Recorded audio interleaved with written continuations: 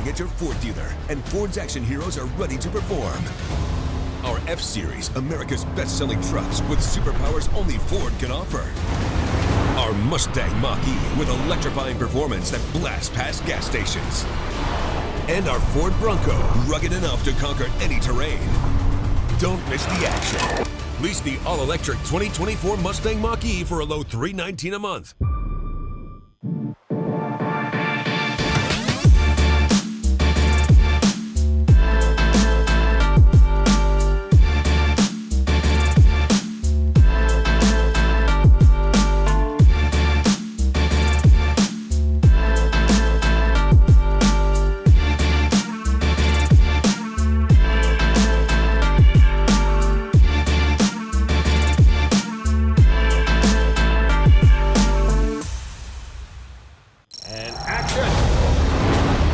Action's happening at your Ford dealer, and Ford's action heroes are ready to perform. The F-Series, America's best-selling trucks with superpowers only Ford can offer. The Mustang Mach-E with electrifying performance that blasts past gas stations. And the Ford Bronco, rugged enough to conquer any terrain. Don't miss the action. The Ford Maverick is the lowest priced truck in America. Check one out today.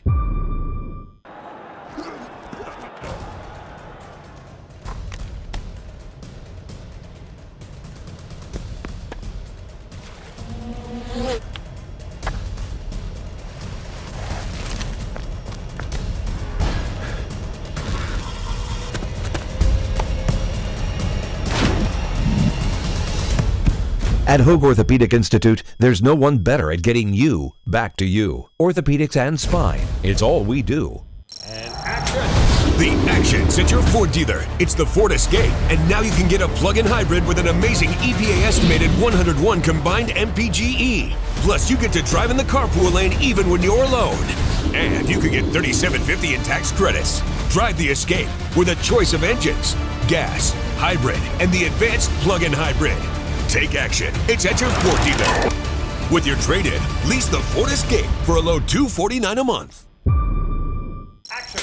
The action's happening at your Ford dealer, and Ford's action heroes are ready to perform. Our F-Series, our Mustang Mach-E, and our Ford Bronco. With your trade-in, lease an F-150 Super Crew STX for a low $399 a month.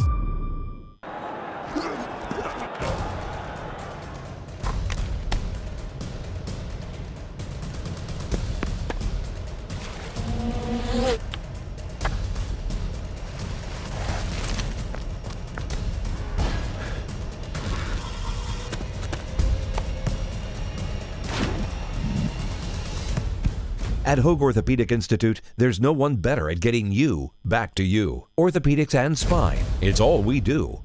And action! The action's happening at your Ford dealer, and Ford's action heroes are ready to perform. Our F-Series, America's best-selling trucks with superpowers only Ford can offer. Our Mustang Mach-E with electrifying performance that blasts past gas stations. And our Ford Bronco, rugged enough to conquer any terrain.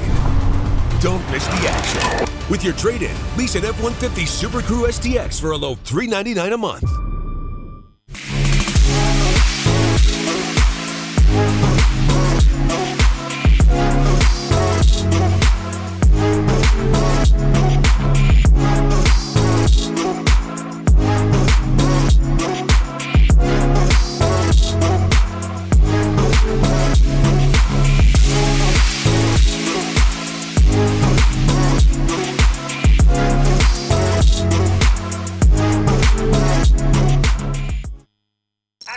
The action's happening at your Ford dealer, and Ford's action heroes are ready to perform. Our F-Series, our Mustang Mach-E, and our Ford Bronco. Lease the all-electric 2024 Mustang Mach-E for a low $319 a month. The innocence of youth. Is there anything any better? But soon they'll be in high school and facing all the same challenges you faced. How to make friends, how to fit in, how to be cool. We want our children to have everything they'll need to live fulfilling and productive lives. Make sure the kids in your family are among the more than 12 million participants in America who take part in high school sports or activities. And action! action's happening at your Ford dealer, and Ford's action heroes are ready to perform. Our F-Series, America's best-selling trucks with superpowers only Ford can offer. Our Mustang Mach-E with electrifying performance that blasts past gas stations. And our Ford Bronco, rugged enough to conquer any terrain. Don't miss the action. Lease the all-electric 2024 Mustang Mach-E for a low $319 a month.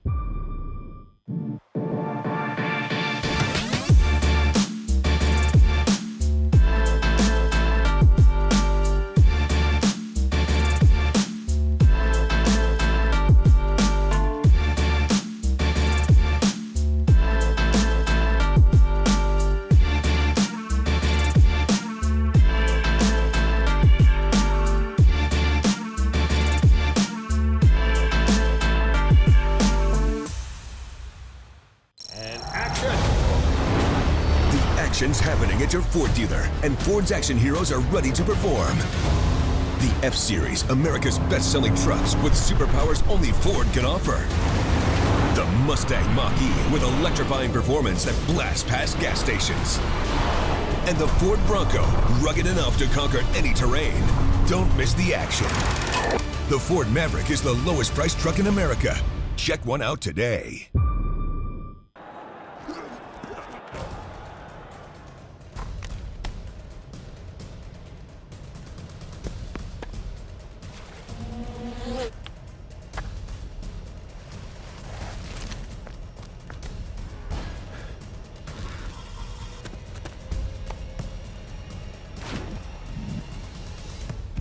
At Hoag Orthopedic Institute, there's no one better at getting you back to you. Orthopedics and spine, it's all we do.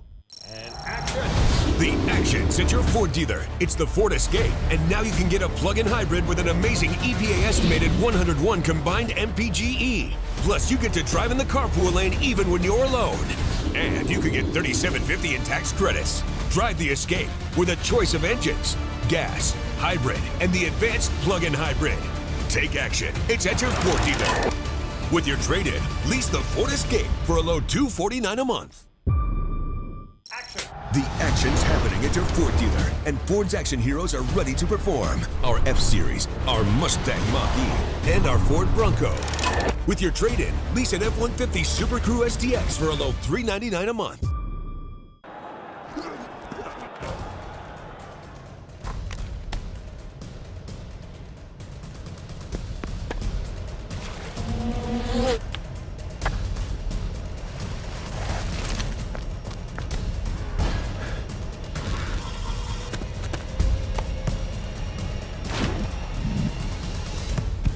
At Hoag Orthopedic Institute, there's no one better at getting you back to you. Orthopedics and spine, it's all we do. And action! The action's happening at your Ford dealer, and Ford's action heroes are ready to perform. Our F-Series, America's best-selling trucks with superpowers only Ford can offer. Our Mustang Mach-E with electrifying performance that blasts past gas stations. And our Ford Bronco, rugged enough to conquer any terrain.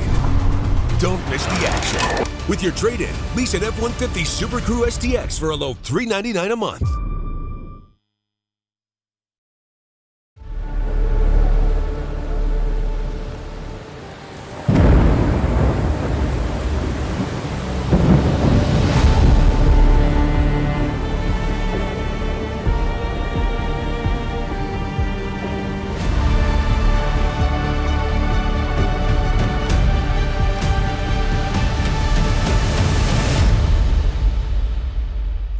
A 61-year-old tradition, a rivalry part of the tradition in the city of Newport Beach, California, deemed the Battle of the Bay.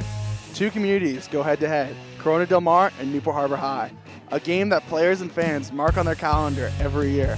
There is no deeper and storied rivalry than this as the sun goes down here at Davidson Field on this crisp fall October evening. Newport Harbor ASB has been busy decorating the campus of Newport Harbor all week with pregame festivities ending this morning with a spectacular rally. Now we welcome you into the broadcast booth. I am Maverick alongside Taryn Rodriguez here on TarTV Sports. Last year, Newport Harbor came away with the win after a tight 21-20 victory, which came down all the way to the end. Similarly to Newport's previous win in 2012, before the 10-year Corona Del Mar winning streak, where it all came down to a 4th and 20 situation. These games are always a nail-biter, and we even saw this week with Tesoro. Newport and Tesoro had the option to tie Newport had the option to tie the game with Tesoro with a field goal, Tesoro had the option to tie the game with a field goal, but missed, leading to a Sailor victory. Leading the Sailors last week in this game is a junior, Jake Meir, who last saw the field and threw for 239 yards and a touchdown. Also taking charge last week was Cade Fiegel, who had 98 receiving yards and a touchdown. I think this team chemistry between those two will be very important tonight. Jake Meir definitely had an easy time putting points on the board in the second half, especially with Cade Fiegel. But Cade was also successful through kickoff and punt return. He had a 91 kickoff return touchdown after Tesoro went up 24-21. Cade talks about, going back to what I was talking about, Cade has been phenomenal. He also had an interception last week against one of the top quarterbacks in Orange County in Cash O'Byrne. Cade Fiegel is phenomenal on both sides of the ball, as well as special teams, and he's going to be key for this Newport Harbor team. Also, you also have Sammy Stremick, who was also great on both sides of the ball. So we're about to go, but going back to Cade Fiegel, we'll be going into a one-on-one interview with Cade Fiegel right about now. So here's the interview with Cade Fiegel.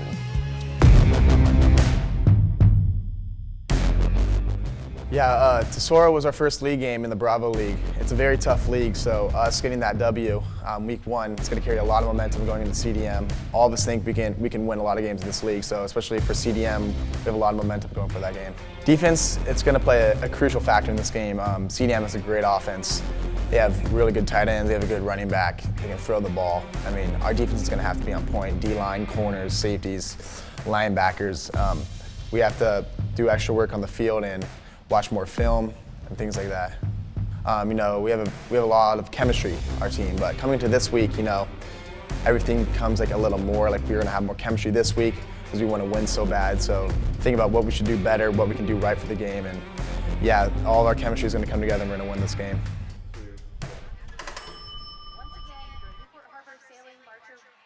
Cade talks about mentality going into this game. Tonight, there is no option of buying tickets at the door as this game is 100% sold out. This is the most packed you will see at Davidson Field. And with that many eyes on all of the players, the pressure is on.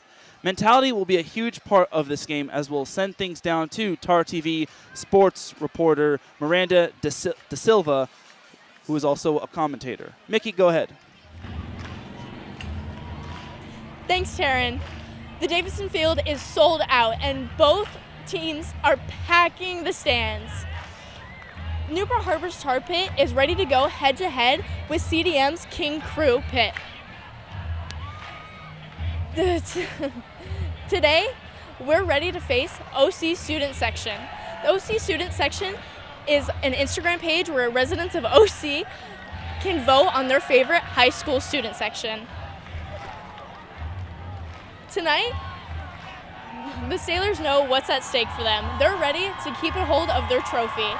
It's clear that the energy down here is fired up. I'm Mickey, and I'll keep you updated throughout the game. Thank you, Mickey. Powerful student section energy is something that is actually one of my keys to this game. First key, have a loud crowd. This team, or the team with the loudest crowd, will keep their spirits up and help intimidate the other side. The second key, play the full game. We saw this last week with Newport Harbor versus Tesoro. Tesoro took an early lead and Newport Harbor had an incredible comeback. But they played the full game and didn't give up, which is crucial for tonight. The third and final key, manage the emotions. With the intensity of the Battle of the Bay game and a sold-out crowd, it'll be crucial for the Sailors to keep their composure and to stay focused, even if things get heated. If either team can stick to at least one of these keys, they'll have lots of success here at Davidson Field tonight. Speaking of success, let's not forget the fireworks we saw last year from Battle of the Bay. It was a hard-fought battle from start to finish, filled with big plays, tough hits, and unforgettable moments.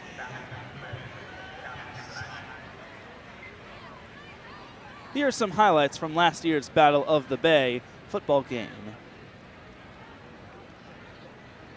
But first, we have a little preview for Corona Del Mar. Corona Del Mar will be starting Brady Annette at quarterback. Previously, it was Max Nashed getting the start through the first few games, but Corona Del Mar was down 17-0 to San Juan Hills head coach Kevin Heddig made the switch going to Brady Annette. He actually got to see some time at quarterback against St. Clemente, as well as time against Trabuco Hills and a few other games where Corona Del Mar had full control of the game. But it'll be interesting to see Brady Annette getting the first start. And he's only a junior, just like Jake Meir, who's also a junior.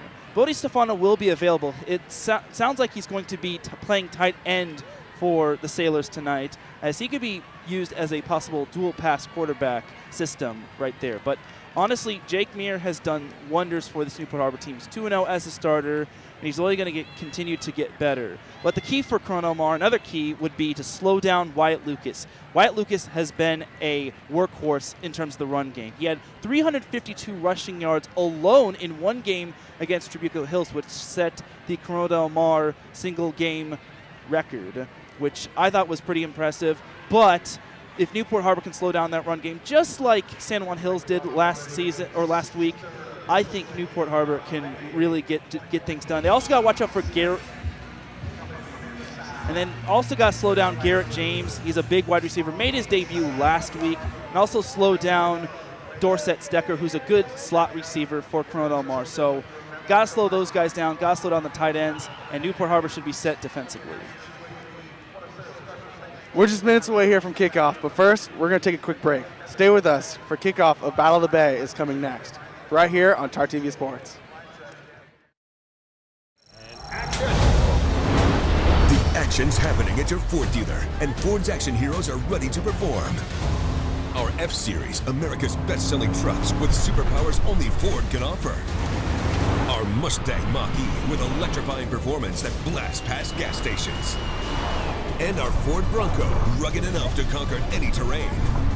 Don't miss the action. With your trade-in, lease an F-150 Super Crew STX for a low $399 a month.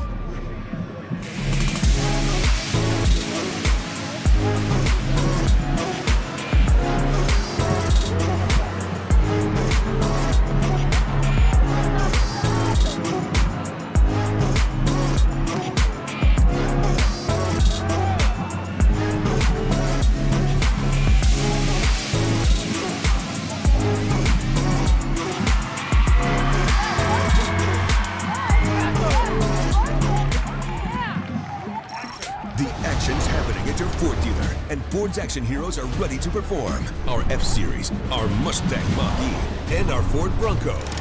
Lease the all-electric 2024 Mustang Mach-E for a low $319 a month.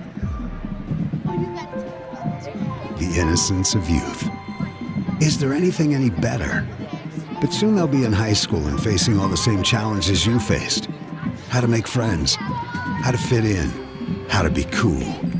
We want our children to have everything they'll need to live fulfilling and productive lives. Make sure the kids in your family are among the more than 12 million participants in America who take part in high school sports or activities. The action's happening at your Ford dealer, and Ford's action heroes are ready to perform. Our F-Series, America's best-selling trucks with superpowers only Ford can offer. Our Mustang Mach-E with electrifying performance that blasts past gas stations.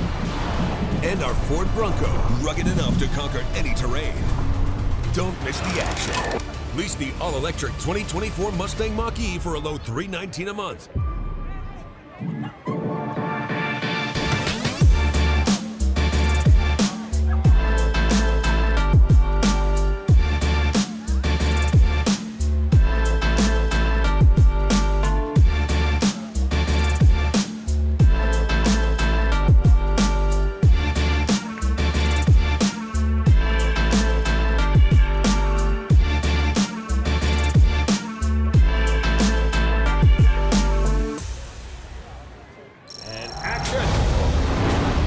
Action's happening at your Ford dealer, and Ford's action heroes are ready to perform. The F-Series, America's best-selling trucks with superpowers only Ford can offer. The Mustang Mach-E with electrifying performance that blasts past gas stations. And the Ford Bronco, rugged enough to conquer any terrain. Don't miss the action. The Ford Maverick is the lowest priced truck in America. Check one out today.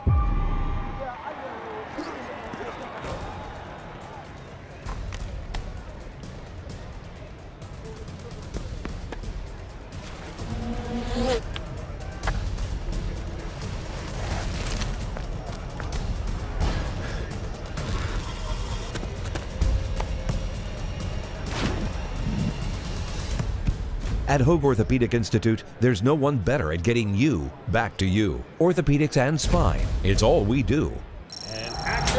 The action's at your Ford dealer. It's the Ford Escape, and now you can get a plug-in hybrid with an amazing EPA-estimated 101 combined MPGe. Plus, you get to drive in the carpool lane even when you're alone. And you can get $3,750 in tax credits. Drive the Escape with a choice of engines, gas, hybrid, and the advanced plug-in hybrid. Take action. It's at your Ford dealer. With your trade-in, lease the Ford Escape for a low $249 a month. Fade in 3, 2, 1.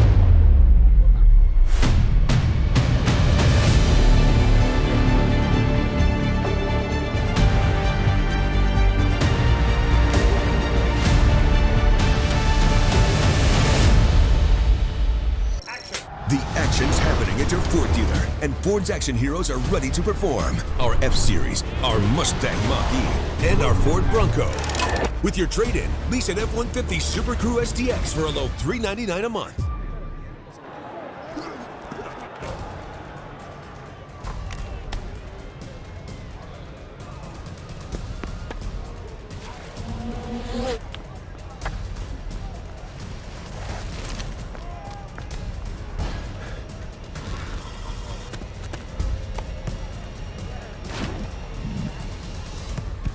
At Hoag Orthopedic Institute, there's no one better at getting you back to you. Orthopedics and spine, it's all we do. And action! The action's happening at your Ford dealer, and Ford's action heroes are ready to perform. Our F-Series, America's best-selling trucks with superpowers only Ford can offer. Our Mustang Mach-E with electrifying performance that blasts past gas stations. And our Ford Bronco, rugged enough to conquer any terrain. Don't miss the action. With your trade-in, lease an F-150 Super Crew STX for a low $399 a month.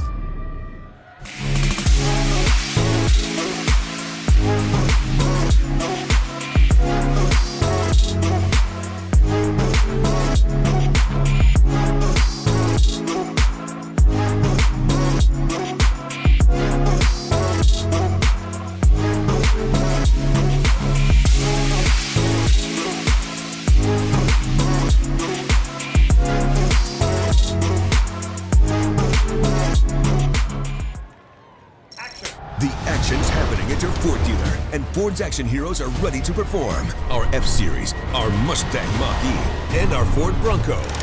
Lease the all-electric 2024 Mustang Mach-E for a low $319 a month. The innocence of youth. Is there anything any better? But soon they'll be in high school and facing all the same challenges you faced. How to make friends, how to fit in, how to be cool. We want our children to have everything they'll need to live fulfilling and productive lives. Make sure the kids in your family are among the more than 12 million participants in America who take part in high school sports or activities. The year for both of these teams from Newport Beach is about to get underway here momentarily.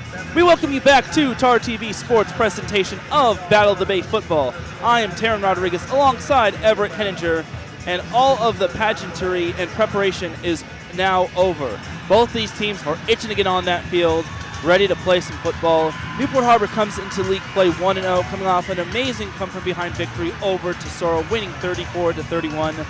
Corona Del Mar comes in with an 0-1 record, narrowly losing to San Juan Hills after they nearly rallied back from a 17-0 deficit.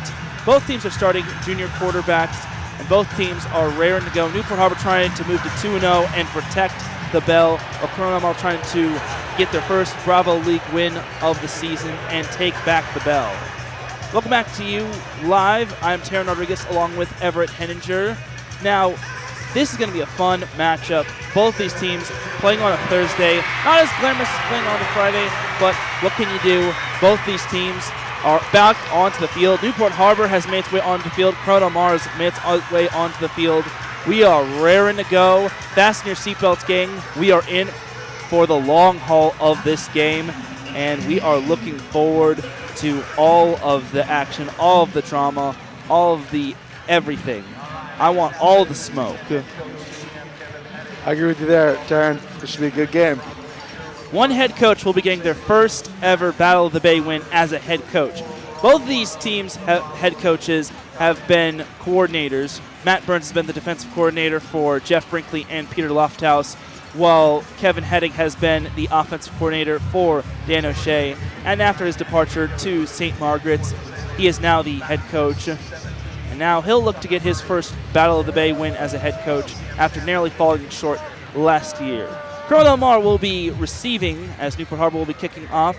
As here is Daniel Rico ready to kick things off, no pun intended, as receiving will be Tucker Murray of Corona Del Mar. He has a little bit of speed to him. He had himself a big return against Trabuco Hills, which resulted in Corona Del Mar winning by a significant chunk. And here we go. Let's see it, Danny. All right, here we go. Battle of the Bay Football 2024 underway.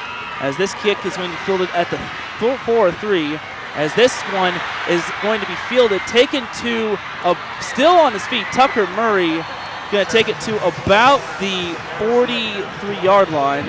And that is good field position for this Corona Del Mar offense as Brady Annette, the younger brother of Caleb Annette, who is now at Boise State, has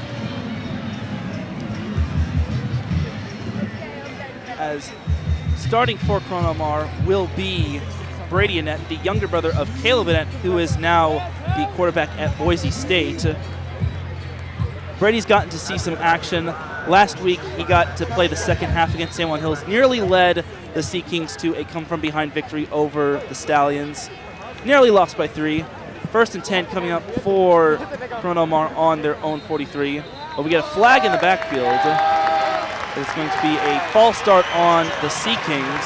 So then I'll back them up 5. Easy yards for the Sailors. Got to be disciplined. But they still have to watch out for Dorset Stecker in the slot. He is a shifty, speedy boy. And you also got to watch out for Wyatt Lucas, one of the top rushing players in Orange County, probably behind Julius Gillick of Edison. Remember, Wyatt Lucas ran for over 340 yards, which actually set a school record in terms of single-game rushing yards. 1st and 15 coming up for Corona Del Mar, ball resting on their own 38-yard line.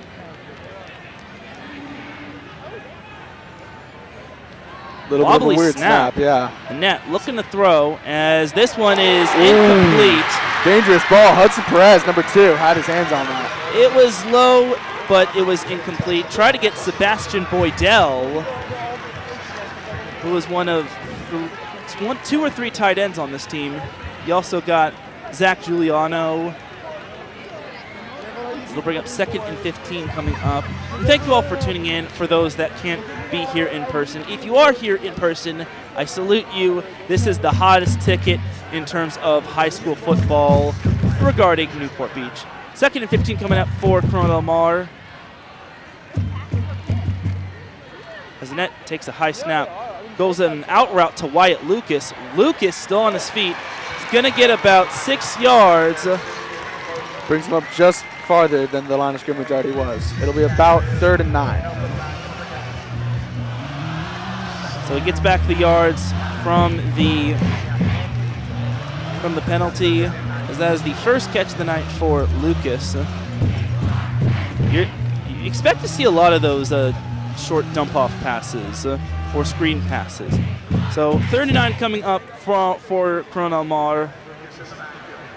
Got to watch out for Garrett James. Another interesting snap. Annette feeling pressure. Annette has to dump it off. Incomplete. Good attempt there, but great pressure brought by the Sailors. Yeah, he had to get that one away, as I think the pressure was coming from number 56, Jagger, a.k.a. Jaguar Danoon. Shout out to his older brother, who was watching from Boise State, as he was a graduate from, I think, last year's class, if I'm not mistaken, if not 2 years. Correct, it was last year's class. Thank you. All right, so it'll be a 3 and out for Corona Del Mar, as so we have Cade Fiegel ready to return the punt. Remember, he had a kickoff return touchdown last week. See if he could boot one. as it's going to be fair caught, as about to pressure him was Sam Reed Dickens. As Newport Harbor will set up shop offensively for Jake Meir, who was 2-0 in his first 2 starts, which I think is incredible. He's really turned this Sailor team around, and if he gets this team to 2-0 in league, that could go a long way because they've got some tough boys ahead. You've got San Juan Hills, Yorba Linda, Villa Park. Those are some ringers right there. So we'll see what he can do tonight. It's his first Battle of the Bay game as a starter. Yeah, 2-0 gives them chances of playoffs. So be very big for the Sailors. It's going to be a run play. I think that might have been Jackson Stremick on the play, as Brett Clemmer brought him down. Looks like he gained 1 yard on that play, is the official spot.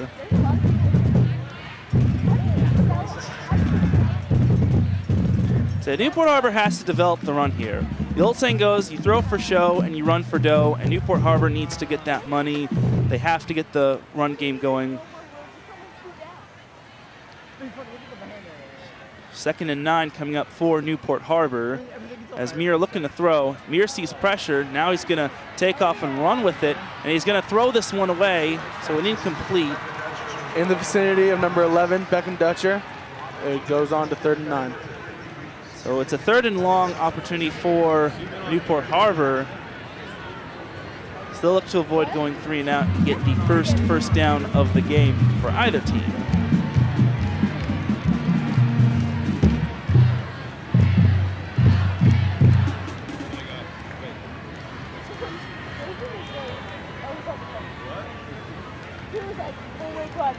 It's 3rd and 9 coming up for Newport Harbor. Got to look up at the top of the screen. You got Dutcher and you've got Fiegel. I'm not used to that. Yeah, they got 3 guys guarding them, which is probably smart, seeing as Caden Fiegel are very Meir looking to throw, completes the pass to Sammy Stremick. Stremick trying to get to the 1st down marker. Doesn't look like he might have gotten it. It'll be close. If so, yeah, it'll be about 4th and inches. 4th and about a nose. Let's see what Burns is thinking. I honestly don't. Oh, it looks like it is a 1st down. So Sammy Stremick has earned the nickname Lightning McQueen, and for good reason, as he had just enough speed to get the 1st down. So first down of the game goes to Newport Harbor as they keep the drive going. Even there, if it had gone to 4th, I think Burns has the mentality right now. He would have gone for it, trying to open up. 4th and inches. You want to keep this ball moving, especially in as big a game this is. Yeah, you want to prove to the other team that you're not sweating anything. Because if you give the ball to the other team, you're basically giving them a chance, and you're giving them a chance to rule the world. Sammy in motion. As he's going to run with it, trying to get some yards, but Chronomar reads that perfectly. As it'll probably going to get like 2, maybe 3 at the most. We await the official spot, as that'll bring up 2nd down. Yeah, it'll be 2nd and 9. 2nd and 9, so gain of 1. Brett Clemmer on the tackle right there. Clemmer can play both sides of the ball. He's not just a tight end. He can play linebacker. He can play all sorts of defense. He had 5 sacks in the win over Trabuco Hills, and he also had a forced fumble on San Juan Hills. And I think that was returned for a touchdown. Either way, he forced a fumble, and Chronomar returned it for a touchdown. It's a stout San Juan Hills team. So it's going to be another run for Jackson Stremick. Going to get some more yards, but I don't think it'll be enough for the 1st down. Yeah, it looks like he probably got about 2 yards on that play, bringing up 3rd and about 6. Yes, so it'll be 3 on the play. So Emerson Tingley had the tackle on the play, so it'll be 3rd and medium for the Sailors. And we talk about possession being so crucial. Possession is so big just because if you give the ball to the other team, it's more than likely going to be a score. Chronomar has so many playmakers on offense, but so does Newport Harbor. And from what I'm hearing, Chronomar is a little banged up in the secondary as Meir looks to throw. Meir gonna sling this one, almost caught as Fiegel had it, but it just could not hold on. So I imagine we will be seeing Newport Harbor punt. So despite the first down of the game, Newport Harbor is forced to punt, and back to receive will be Sam Reed Dickens. That was a hard ball to make, or to throw for Jake Muir there. Rolling out to his left, he's a right-handed quarterback having to throw cross-body to a very, very small window. But as it is, 4th and 6, punting it. Yeah, that was a very small window indeed. As here's the punt. High punt. Let's see where this bounces to. It will take a CDM bounce to their own 35-yard line, and that's where Corona Del Mar will set up shop.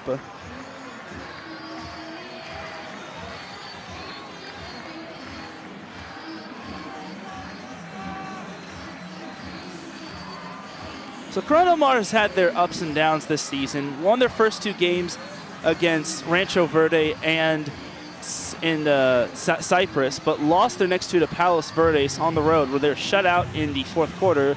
And they were shut out for the first time since 2009 against San Clemente. Very stout San Clemente team from the Alpha League, but they were able to beat Trabuco Hills, but lost to San Juan Hills in league. As here is the run play for Wyatt Lucas, and that's not going to go anywhere, as the snap was high, and Wyatt Lucas will probably got back to the line of scrimmage instead of going backwards. So it'll bring up 2nd down and 10. You see here, that D-line that was holding pressure to him, there's a lot of new pieces there. Number 23 at nose is John Pena. He's been playing Mike linebacker for the majority of his career. And moving to nose, he's been doing a great job for him being so new at it. So it is a completed pass for about 6 yards. And that'll bring up 3rd down. On the catch was I think that was Dorset Stecker on the catch. A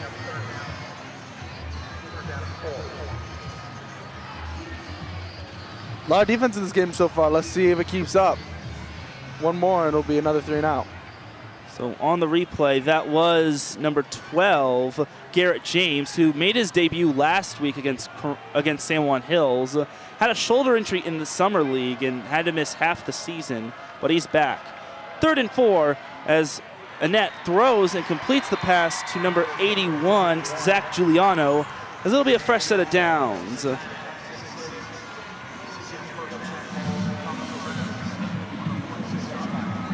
here's the play again. Nice little play to the tight end, being Zach Giuliano.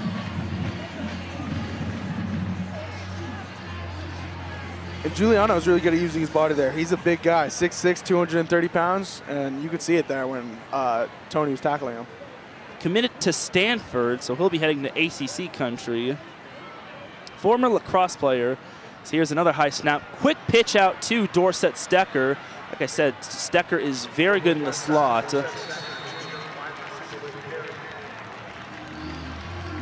As it looks like he'll gain about 2 or 3 on the play. So it's a gain of 2 as the official spot. So it's going to be 2nd and 8 for the Sea Kings.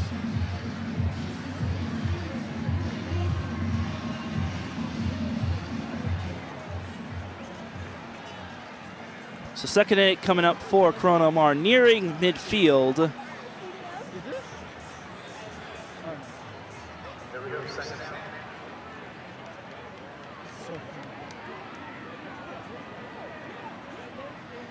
Mir is going to hand this one off again to Wyatt Lucas as he approaches midfield. And he looks like he'll get 3 yards on that play. Wrong quarterback there, Taryn. That was actually Brady Annette, not Jake Mir. I'm sorry.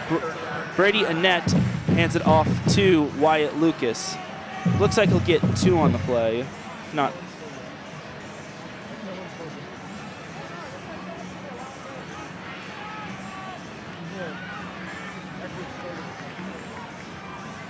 so Annette, Brady Annette, the younger brother of Caleb Annette, who actually played in Battle of the Bay last year, now playing at Boise State.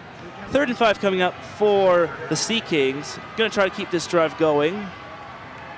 Another high snap, Annette to throw. Annette going to sling this one, completes the pass. Was he in bounds? No, he wasn't. Incomplete. So that was a very impressive play there. It was over one of the Sailors' defenders' hands.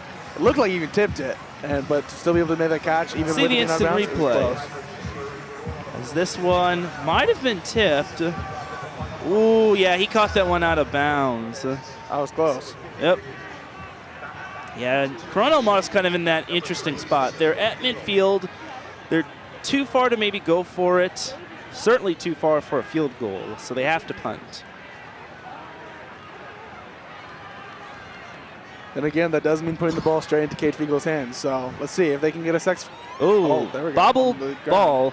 But it's going to get kicked off. Still a good punt, though. Fiegel going to field it at about the 15. Fiegel not going to go too far as he gets swamped by at the 21, as the tackle there was by David Soto. Going to bring up 1st and 10 for Newport Harbor. Let's see if they do decide to bring out Bodie at tight end. First we're going to get a replay. So here's the instant replay. Fiegel tries to maneuver his way, but he was met to the party by Soto and Giuliano. But yeah, as I was saying, it'll be cool if we get to see Bodie out at tight end. We like to joke with him saying he's like a Taysom Hill type quarterback because he does have really good hands and a good route runner. But, of course, he has been playing a lot of quarterback for the majority of his career. Played tight end last year for Newport Harbor, sharing time with Jaden O'Neal. As here is Mir to throw, completes the pass, who tried to take it up the gut. So that is Jackson Stremick on the catch. So it's only gain of 1, so going to bring up 2nd down for the Sailors.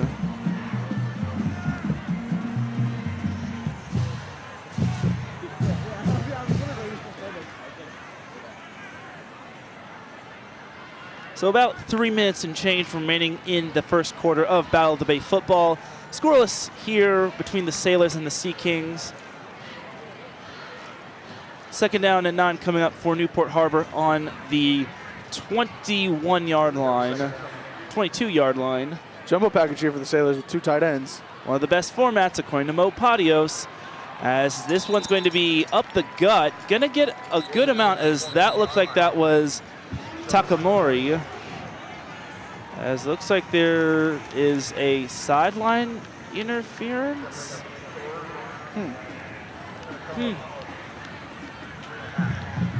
So it looks like that was Takamori up the middle, and he got about 7 on the play. But yeah, Jumbo Package is one of the best formats offensively, according to my colleague Mo Patios of Sunset Rewind. Do not try to debate with him in terms of like play calling and formations on either side of the ball. He will take you to school. But 3rd and 2 coming up for Newport Harbor. Need to give my Sunset Rewind plug right there. Jake Mir to throw. This one's going to be completed for the pass and the 1st down, as that was caught by Shane McKibben. Yeah, personally, being an Eagles fan, I love. Oh, first we're going to get a replay on this play.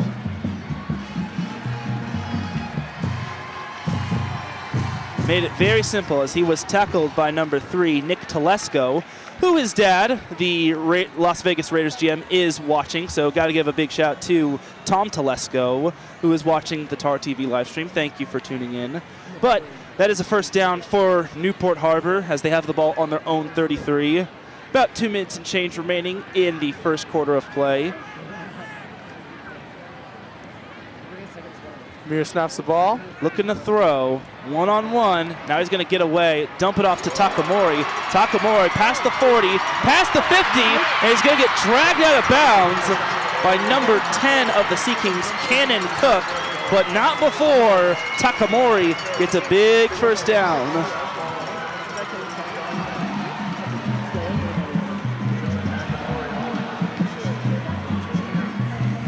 So that was a gain of 27 on that play.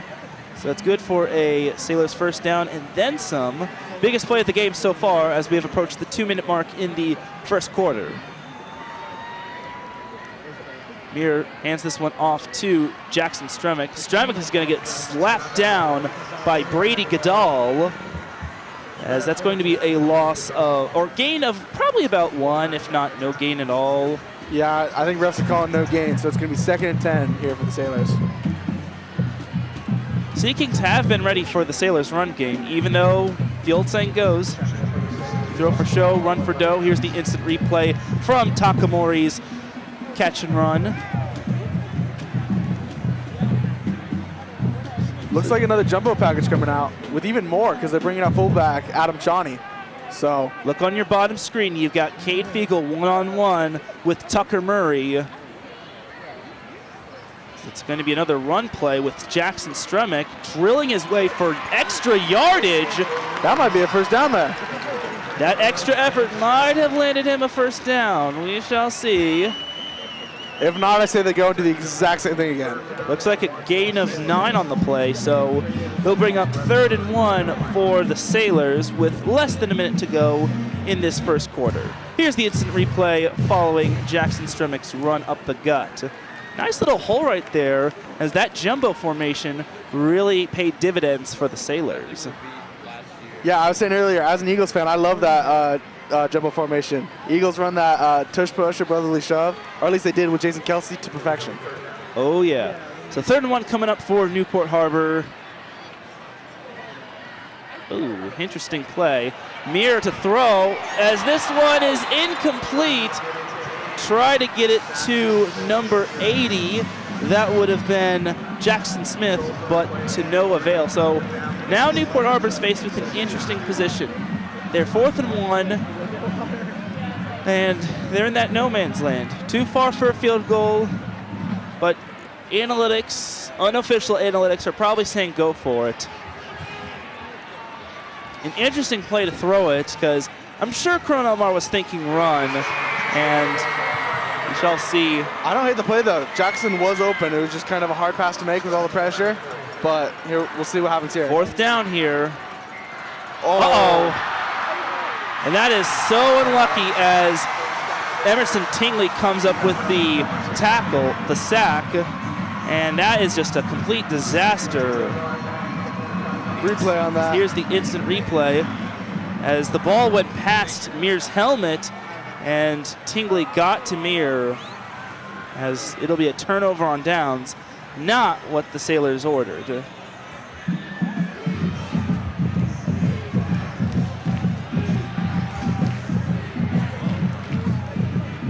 Now Corona Omar has the ball on their own 45. They have yet to be in Newport Harbor territory. Newport Harbor was just in Corona Omar territory, did not get any points as it was a turnover on downs. So here's Annette looking to throw, surveying the area, gonna go for the home run ball, double coverage, incomplete, as it looked like the receiver fell down, as it looked like that was James Garrett on the intended receiver, but to no avail. Yeah, that was a brave pass by Annette there. I kind of think with the double coverage and everything, I think he was just trying to see if he can get a PI call. Yeah, I think the problem is that James, I think, either ran into the turf or he just ran into one of the players and just lost his footing. Either way, as it is, it'll be 2nd and 10 for the Sea Kings. 14 seconds remaining until the end of the first quarter. Another high snap for Annette as he's now going to take off, kind of like what his brother used to do. And Annette is going to muscle his way, probably going to get the first down. And that looks like that'll be where he gets it. So here's the instant replay as Caleb Annette used to love to do this last year. And that's going to be exactly 10 yards for the first down. As this first quarter comes to an end, 0-0 tie through 12 minutes in Battle of the Bay Football 2014. It's interesting how you said Annette's older brother.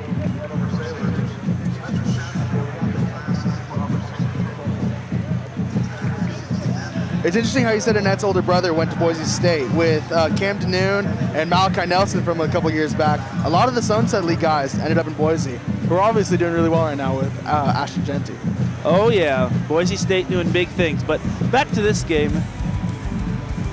Yeah, back to this game. We've seen some really strong coaching this first quarter from Newport Harbor's own Matt Burns. Burns played on that 1994 Tarball team that went undefeated. We sat down with him to hear his thoughts on this game and to hear from experience on being on that legendary team. Well, I'm fortunate of having been a player in this game and a coach. I've been around the game itself for a long time, and I've seen all the highs and lows of Battle of the Bay. But to keep the guys in line, you know, it's going to be the same thing I always tell players, and I've been doing for 25 years, that the team that plays the hardest is going to win this game. There's only one way to prepare. There's one standard. There's one way to go about things. And what maybe has changed is, you know, things are going our way, and we completely are buying into what the program is about. And you know, way before I've been here, that's what Newport Harbor football is. That's what our community is. You know, and that's why this game is such an amazing game. You know, it's a celebration of our community, fierce competition, and our relentless pride for NHHS. So that's the beauty of Battle of the Bay and what Thursday night means. So first and 10 coming up for, as that's a dropped ball, as it's another incompletion for Annette, who had a great 24-yard run on an RPO. Gonna bring up 2nd and 10 coming up for Corona Del Mar on the Newport Harbor 21. Sea Kings nearing their first trip in the red zone as they'll look to try to break this scoreless tie. So it'll be 2nd and 10?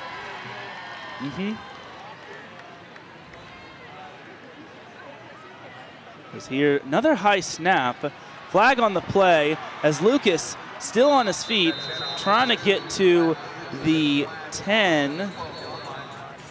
We're gonna get a flag here. Yeah, let's see what that's about. Oh, the flag is being waved off, and it'll be a, it's like this is gonna be a,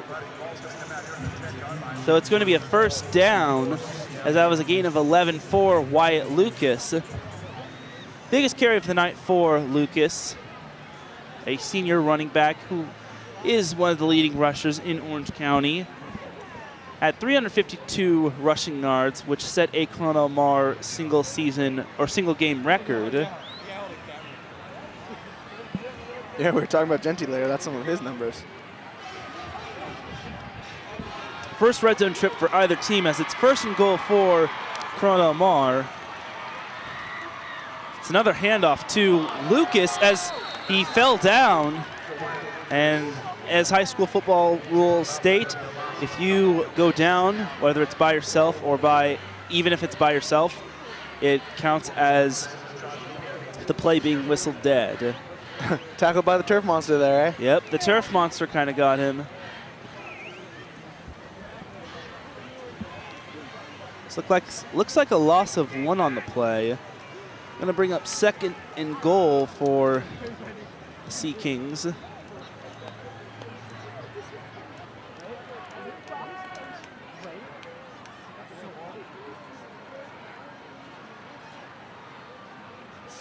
Ball snapped.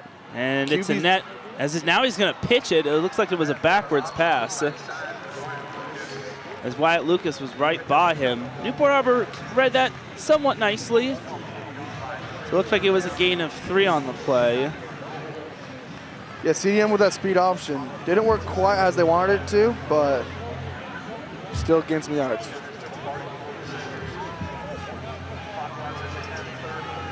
Yeah, Corona Del Mar has a lot of tricks up their bag. I saw them against Trabuco Hills and San Clemente. The San Clemente game didn't really do them any justice because they faced a very stout Triton team who they love playing every single year. And they also played a Trabuco Hills team, which Kevin Heddick has a lot of familiarity with. 3rd and goal coming up for Corona Del Mar on the Newport Harbor 8-yard line. 2nd quarter here with about 10 minutes and change. As here's the handoff to Lucas. No, it's a fake, as it's Annette trying to throw it away, but he gets dumped down, as that was Buddy Riker on the play, or Riker Buddy on the play. And now it looks like Corona Del Mar is going to trot out the field goal unit, as it was a loss of 2 on the play. So it looks like Corona Del Mar is going to kick the field goal.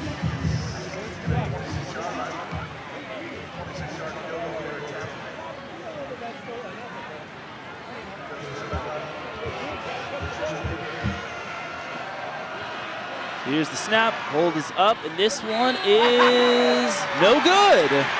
So just like last week's game-ending field goal from Tesoro, sorry Tesoro fans, that one goes wide right. I was just thinking about last year's game here at Battle of the Bay with the PAT that cost CDM the game tying score. They kind of struggled with that field goal formation. Well, in the defense of Colin Penne and the rest of the Corona Del Mar special teams, that ball was partially tipped, and that hit the upright, so...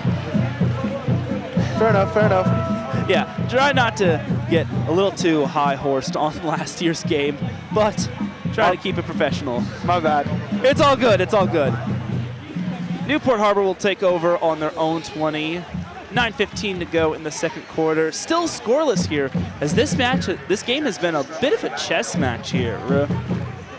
Both teams' defenses have answered the bell. Let's see if the offenses can do so, and we have a whistle here.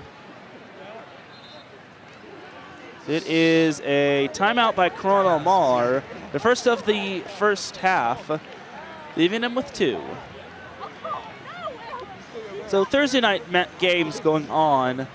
We won't be seeing a lot of Bravo League games, but Bravo League games happening tomorrow will be Tesoro versus Villa Park, as well as Yorba Linda versus San Juan Hills. Battle of two 1-0 teams, while San Juan Hills 1-0 will be taking on Villa Park 1-0. Bravo League is one of the better leagues. They are the second highest ranked league outside of the Trinity League, as you have the Alpha League ahead of them. But Bravo League consists of Corona Del Mar, Newport Harbor, Tesoro, Villa Park, Yorba Linda, and San Juan Hills. There are no easy games in that league, no matter which team you are.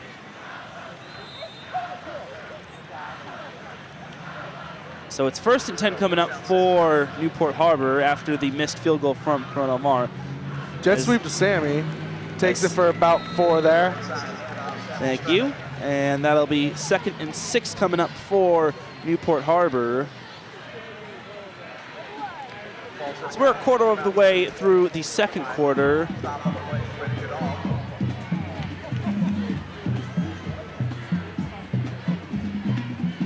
This is the 61st meeting between these two teams.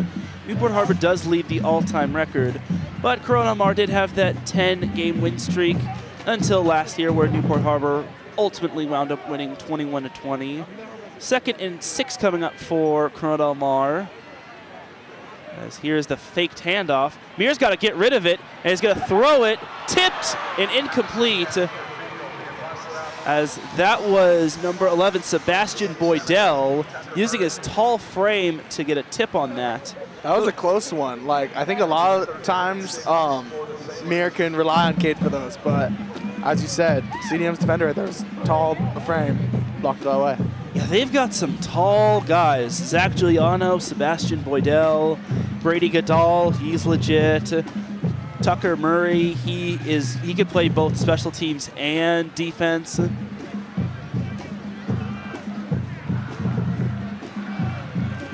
So it's 3rd and medium, 3rd and 6 for Newport Harbor. Trying to avoid going 3 and out here and getting some offense going. Mir takes the snap, looking to throw. He's going to sling this one. Middle of the field, complete it to Sammy Stramick. Corona Del Mar's thinking that it was dropped, but it is completed for the first down. And boy, howdy, did Newport Harbor need that one. Yeah, that was a pretty clutch catch by Sammy there. Here's the instant replay. Nah, I think that ball was caught. I think Stremick had both his hands underneath that ball. Yep, and refs agree with you, and that's all that matters. So it actually is not a gain of 17. It was a gain of 12 on the play. 1st and 10 coming up for Newport Harbor on their own 36. Trying to get back into Corona Del Mar territory. Mir looking to throw. Surveying the area, dumps this one off to Jackson Stremick. Stremick still on his feet. Stremick nearing midfield, gets the first down, as he's going to get about 13 on that catch and run for the first down. Nice little screen there, sending the big guys that Newport Harbor has on that offensive line up to block CDM's linebackers, and took it off for, what'd you say, 13 yards? 13 yards, yes. Yeah. The scary thing about this is that we haven't seen one catch from Cade Fiegel. Corona Martin has been doing their homework. They know that the big-time receiver is Cade Fiegel, and they know to put their best corner on him in Tucker Murray.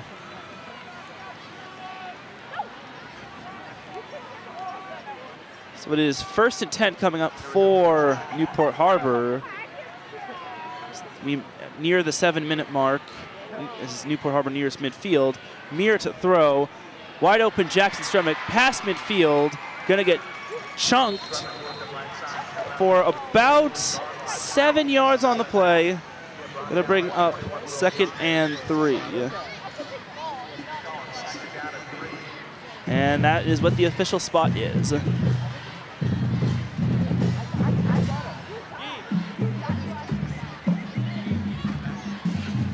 So it'll be 2nd down and 3 at the Corona Del Mar 44. 6.5 remaining in the 2nd quarter. Scoreless tie here for both these teams. Not something you would expect from two teams that could really put points on the board with very talented young quarterbacks and lots of talented receivers. As here's the handoff to Takamori. Gonna get crushed for a loss on the play. That was Brett Clemmer, another tight end. So you got Clemmer, you got Brady Goodall, like I said, you got Zach Giuliano, Boydell. Yeah, looking at the replay here, definitely want to go see Dr. Spicer after that one. Yep.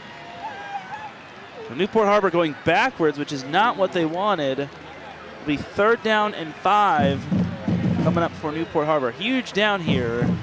Trying to keep the drive going here. So they're kind of in that no man's land in terms of going for it on 4th down.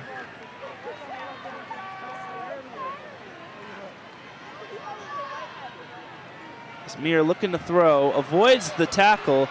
Mir still on his feet. Mir, happy feet, wombo combo, not going to get the 1st down, but he is going to get some of the yards that that was lost from last play. And now Newport Harbor's in a big, interesting situation. Pretty amazing balance there. They do bring out Danny Rico though to punt, but good effort there by Jake Mir. Yeah, Newport Harbor's still in that no man's land of it's too far to go for it. And too far in terms of like trying to go for it, but it's too far for a field goal, but too close to punt. But they have to punt at this point. Here is Daniel Rico to punt. This one's going to take a Newport Harbor bounce to about the Corona Del Mar 9-yard line, and that's where the Sea Kings will set up shop. Cade Clark was feeling brave there. He was pretty close there to the ball, and most coaches would just suggest to run away from it, calling out fire.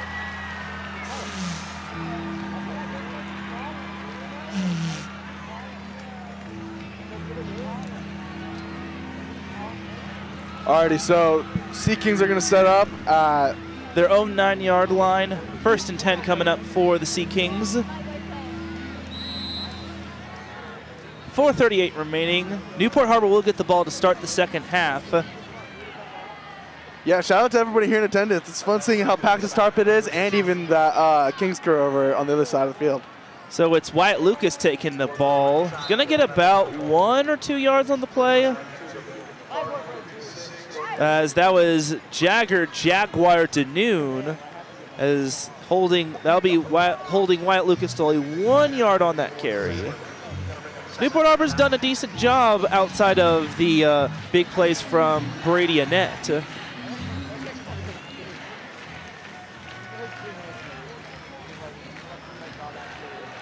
Second and 9 coming up for Corona Del Mar. Annette to throw. Annette surveying the area, going to go downfield, incomplete, trying to go for Dorset Stecker. You never really see him going outside. He's normally a slot receiver, but it's the first time for everything, and that'll bring up 3rd and long for the Sea Kings. That was a rocket of a ball there from Annette, like zipped all the way across the field. Yeah, he slung that one very nicely. Problem was there was no one in the no one in the correct vicinity. So it's 3rd and long coming up for Corona Del Mar. Less than 4 minutes remaining until we reach halftime.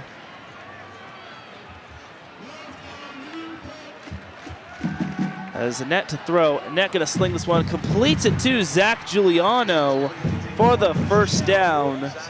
Giuliano had all sorts of space. It's going to be a gain of 10 on that play.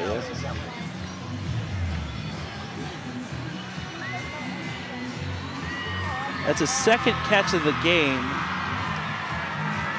Only the 5th completion of the night for Annette for both sides. It's another high snap as Lucas is going to go up the gut for about, let's say, 2, maybe 3. Yeah, I'm interested to hear if that center's doing it on purpose because it's been high snaps almost the entire game. Official spot is gain of 4 on the play. So we'll bring up 2nd and 6 for Corona Mar. About 3 minutes and change before halftime. A very close game here. As you said, 3 minutes left. Let's see if anybody gets points on that board before halftime. That would be a big momentum builder for either team. So here's Annette looking to throw. Annette, now he's going to take off. Annette tucks it in. First down and a lot more as he's going to get taken down at about the 46 by Hudson Perez. Not before getting a big first down. Great job by Annette using his eyes there. He was scanning the field up until the very last moment when he crossed the line of scrimmage to really freeze those linebackers. Yeah, Annette has that takeoff ability just like his older brother, Caleb. So the apple doesn't fall too far from the tree. Lamar with 2 timeouts. Now what? Somebody forget their mouth guard?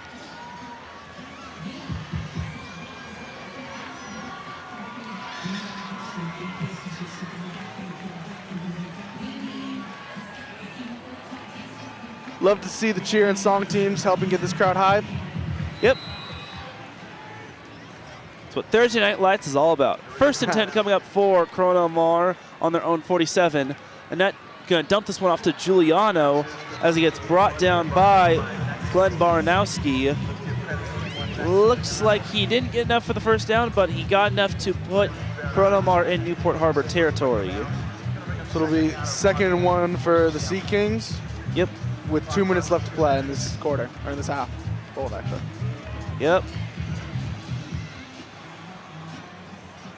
This is basically 2nd and nose.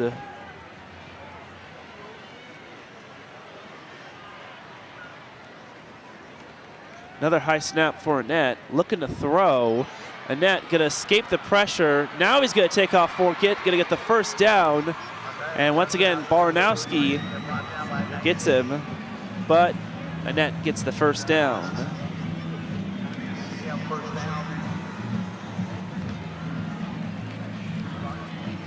Yeah, Annette has been really doing damage for the Sea Kings on the ground, more so in the air. Yeah, we'll see what the Says decided to do to try to stop that. Yeah, he's got 64 rushing yards on the night so far. So now he's going to take it to the air. And then he's going to dump this one off to Giuliano. Been a nice little target for him. Annette there really showing his pocket presence. Let's see, though. You think they got enough time? They do have 2 timeouts, but there is a minute left to play. Gain of 11 on the play. Well, speaking of timeouts, CDM uses the first one. Yeah, second one called by Corona Mar. They'll have 1 remaining.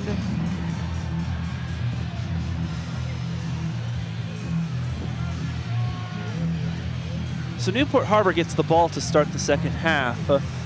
If they can get a stop here, then that would be big for them because they'll get the ball to start the second half, and even if it's 0-0, they'll have the chance to score first.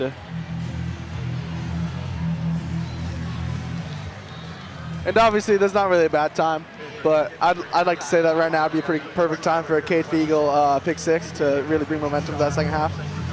Yeah, any sort of turnover forced for Newport Harbor would be great.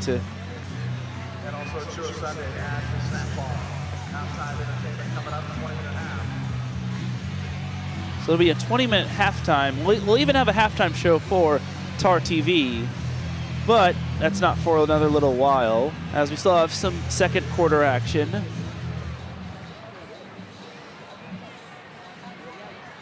A close bunch formation by the Sea Kings.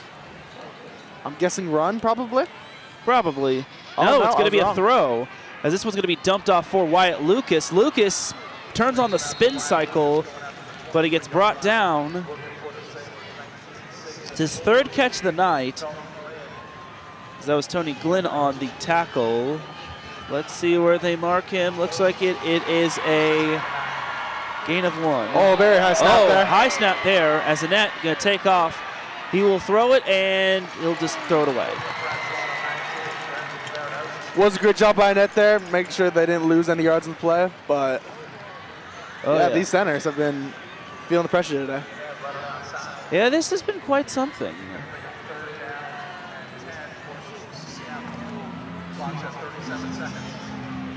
And if you're Corona Del Mar, do you take a shot at the end zone? You've got big tight ends with Giuliano and Clemmer. I would say one more, probably like a check down-ish type play to ensure the field goal range, or closer, short, and then use the timeout and go for the touchdown. Yeah, Giuliano has been big in terms of those close short passes. So 3rd and 9 coming up for Corona Del Mar. 37 seconds remaining before halftime. Perfect snap there. Annette throws it and completes the pass to Garrett James for his, that was a beautiful one-handed catch, as it'll be 1st and goal for Corona Del Mar. They use their final timeout of the half with 20 seconds left on the clock. That is the biggest play of the night for Corona Del Mar, a gain of 27 for the first down.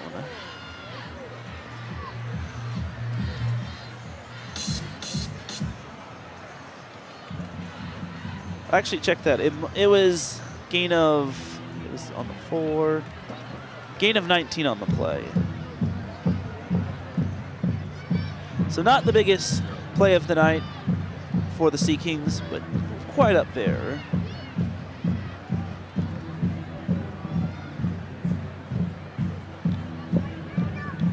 Definitely, even if it's not the biggest play, definitely a momentum builder, bringing them all the way up inside the 5. Yeah, so 3rd and long is going to turn into 1st and very close, and Corona Del Mar thrives in terms of this.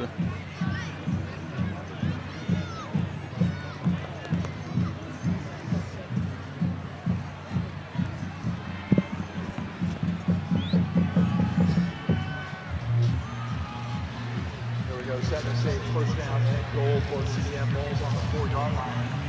Clock to the 27-second mark.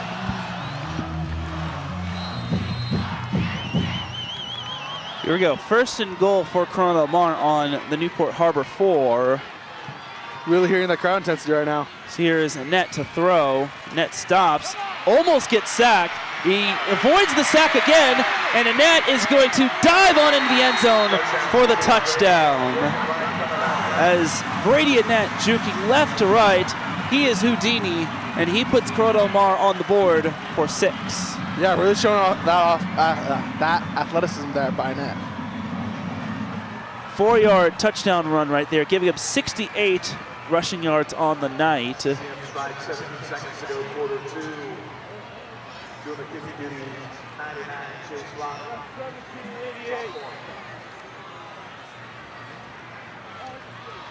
As they will line up for the extra point.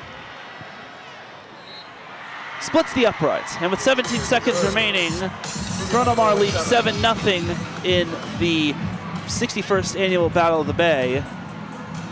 As Newport Harbor, I imagine, will be taking a couple kneels downs and will be heading into halftime. Remember, they get the ball to start, so I imagine they don't need to take a couple shots or risk trying to go for some points. Yeah, now it's really time to see if CDM has been watching their film. With how explosive Cade was last week on special teams, let's see if they still kick it to him. Yeah, we'll see if Corona Del Mar does kick it to Cade Fiegel, because that was the big no-no for Tesoro last week. Because Cade Fiegel... Yeah, Cade's lining up by himself back there, so I don't know if they have a choice. Unless they kick short, of course. And if they kick it short, then Newport Harbor can kind of take advantage of that short field. Yeah, what a game changer Cade is. He had over 200 overall scrimmage yards, as Fiegel is going to fill this one at about the 15. Fiegel still on his feet. Fiegel past the 30, won't get too far as he gets tackled at about the 33-yard line. That's where Newport Harbor will set up shop. But I imagine they're going to kneel down here. Yeah, I'd agree with you there. Yeah, you see a lot of fullbacks, a lot of tight ends. It looks like it's just going to be a kneel.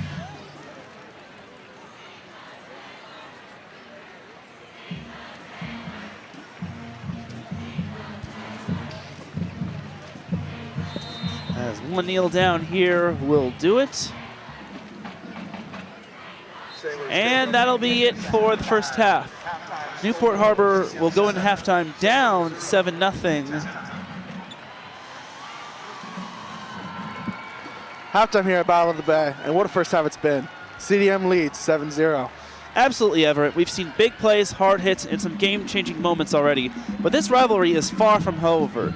The second half is where legends are made from both sides, and you can feel the tension building from both teams as they gear up to come back stronger and look to win that annual victory bell. It's been a back-and-forth battle so far, especially defensively. But the question is, who's going to take control in the second half and come out with the throttle lever trophy? We're now going to send it over to TarTV Sports halftime show for a first half analysis and highlights.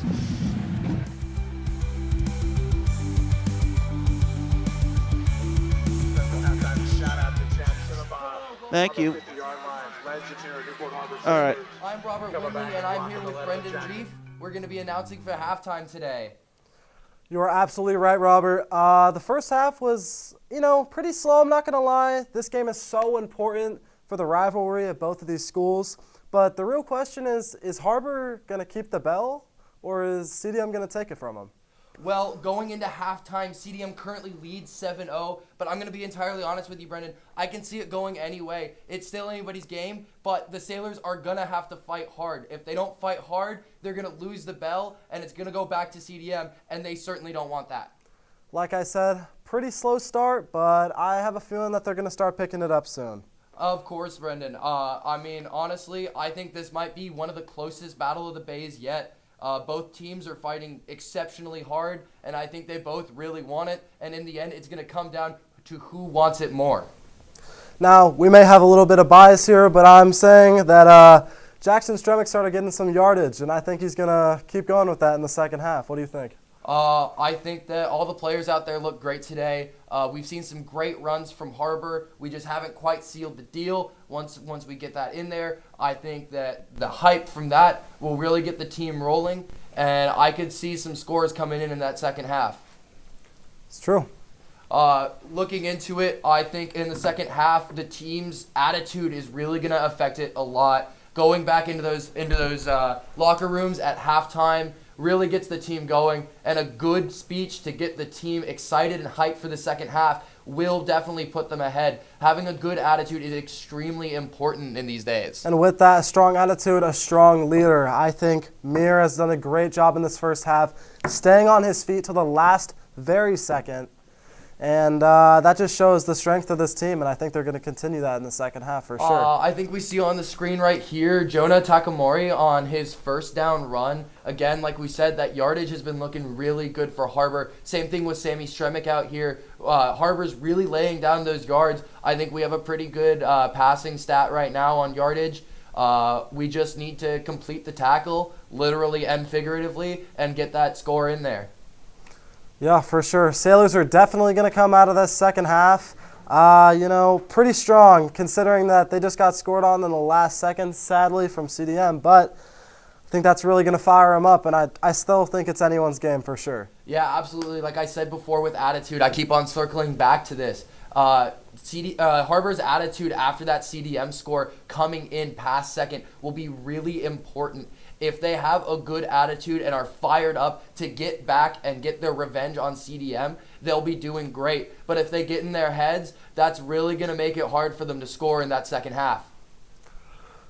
Pretty true. All right, guys. So Stay tuned for after the game where we're going to be back here recapping the whole game, talking about it. We're going to get some sideline interviews with both CDM and Harbor, see how it's looking on both sides. That tar pit is definitely packed tonight with a sold-out game, 5,000 seats. Can you believe it? I can't, actually. Their student section, the tar pit, known for being pretty loud, and I've heard it myself. I don't think it's ever been louder than it is tonight. I doubt. That Sailor pride is there, and it is there live, and it is raw. They got that stadium score up to max. Oh yeah, they were blasting the tunes over there. I was on the field earlier, and they're fired up. Shout out to ASB, man. Oh yeah, for sure. All right. We're going to go in with some clips from our new TarTV episodes. You can see those twice a month on the YouTube channel that you're watching this right here. Let's roll those in.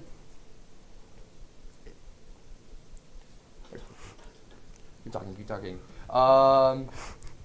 Yeah, so how has the quarterback performance been looking? Looks like we're going for a lot of passes this game on both sides. Yeah, I feel like, they're pushing up, but, it's honestly just back and forth. They get some yardage, they go back, kind of back and forth, punting, back and forth. But, Mir's been running the ball, staying on his feet pretty long, and, doing pretty well, in my opinion. Yeah, that yardage is really important. CDM, I haven't seen too many large runs from them except for that one touchdown that they made. Who's been standing out to you this game? Anybody in particular? Anybody that you don't normally see? I don't know exactly who it is, but I know our punter's been doing pretty good, pushing them back. They scored one touchdown in the very end, so he's been kicking it pretty far to keep them away, I would say for sure. But also with that Jackson Stremick and quarterback Mir for sure. This is certainly a hard-fought battle on both sides, and again, anybody's game. CDM leading 7-0 into halftime. The stadium is flowing. The vibes are here. Harbor CDM, the classic rivalry. Does it get any better than this? No, and I think the funniest thing is the rivalry. Actually, it's pretty great to see. Pretty funny. There's some trash talk going on. You hear them screaming off the sides. Of course, there always is. Yep. But that's rivalry for you guys. That's football. All right, we're wrapping up. We'll see you after the game with some exclusive sideline interviews from both teams, as well as the show back here. Hope you guys enjoyed, and let's get back into the game. Fire up, guys. Anchor down.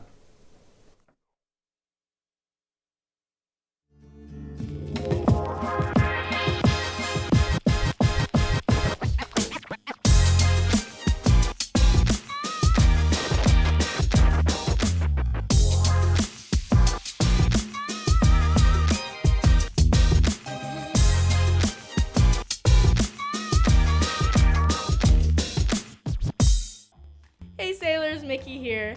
Welcome back to Life in the Harbor. Today we're at Priceless Pets, a non-profit, no-kill animal shelter. Today they're having an adoption fair. Let's go check it out. I'm here with Chris Polis. Can you tell us a little bit about the adoption process? The adoption process at Priceless Pets is very simple, very straightforward. There's an application that is on our website, pricelesspetrescue.org. You can fill it out. It'll take you about 15 or 20 minutes. The application is generic. It applies to any animal that is in our care. After we receive the application, we review it, make a preliminary accept or not accept.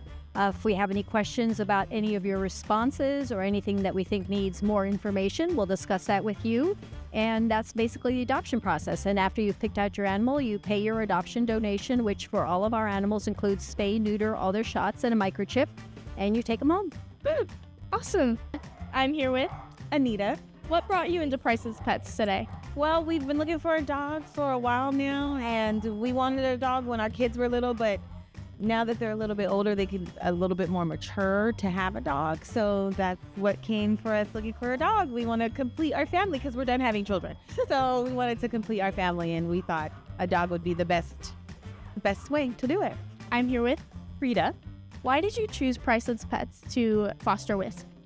Well, I was looking for a new organization to start fostering with because I fostered with a lot of different places before, and I wanted somebody who was reputable, nonprofit, no kill, and who was reliable in providing puppy supplies, homes, and that they vetted their adopters properly. So I started doing some research.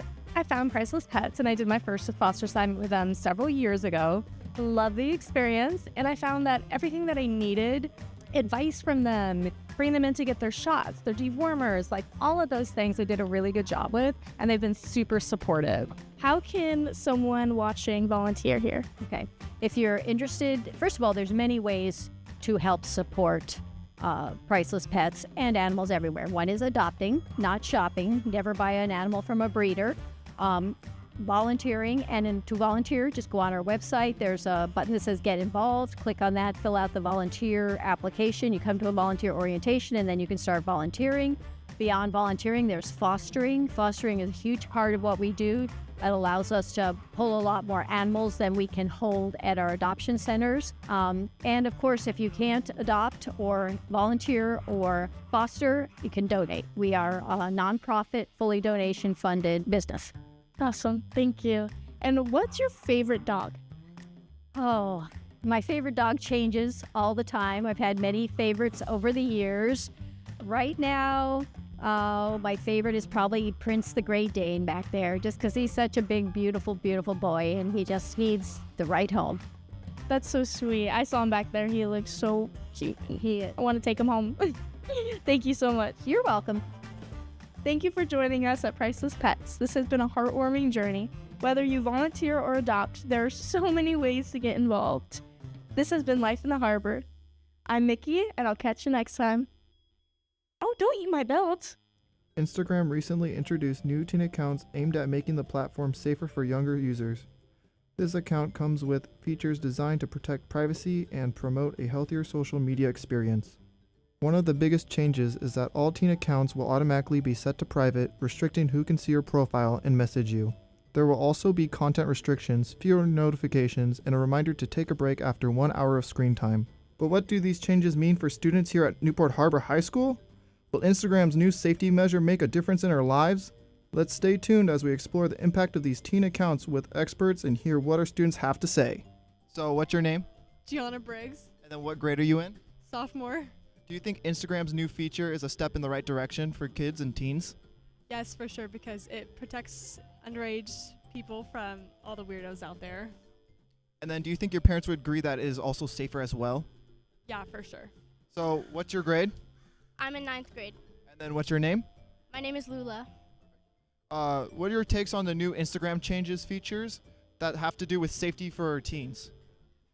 I respect that Instagram is taking notice into the effects it has on teenagers. I personally don't use Instagram that much, but I do respect that they're taking account into the issues. So, what do you think your parents would feel about the new Instagram features? My parents would definitely feel probably good about it because they don't really love social media and they don't use it themselves. But I think it'd be nice for them to know that their teenager who does use Instagram is protected and that they're making changes. What's your name? Penelope, And what grade are you in? 11th. What do you think your parents' thoughts would be on this Instagram account feature?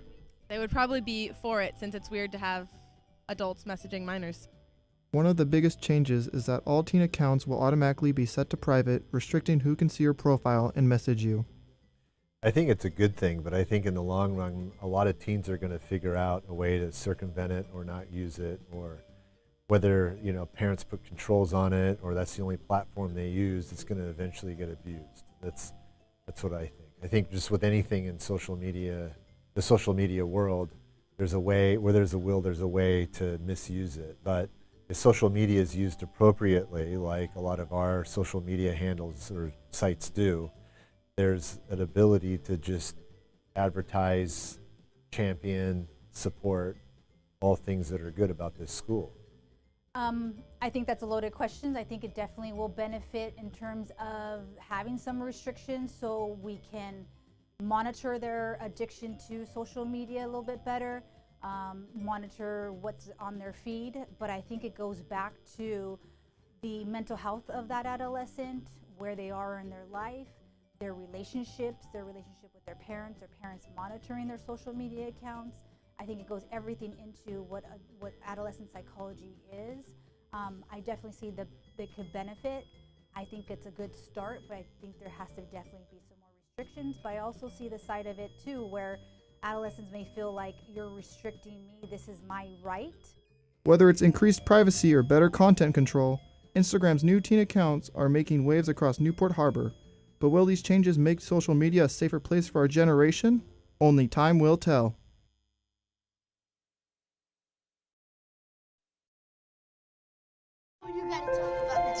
The innocence of youth. Is there anything any better? But soon they'll be in high school and facing all the same challenges you faced. How to make friends, how to fit in, how to be cool.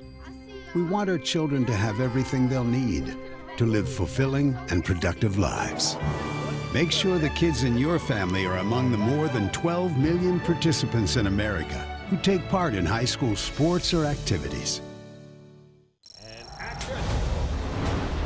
Action's happening at your Ford dealer, and Ford's action heroes are ready to perform.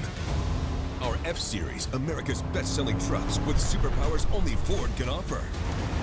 Our Mustang Mach-E with electrifying performance that blasts past gas stations.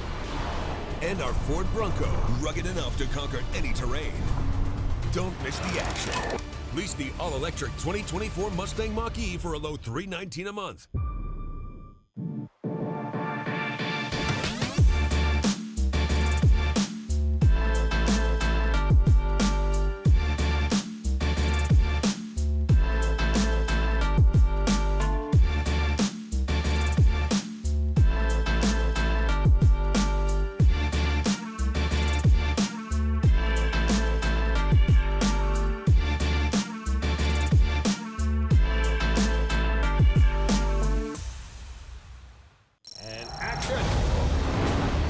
Action's happening at your Ford dealer, and Ford's action heroes are ready to perform. The F-Series, America's best-selling trucks with superpowers only Ford can offer. The Mustang Mach-E with electrifying performance that blasts past gas stations. And the Ford Bronco, rugged enough to conquer any terrain. Don't miss the action. The Ford Maverick is the lowest priced truck in America. Check one out today.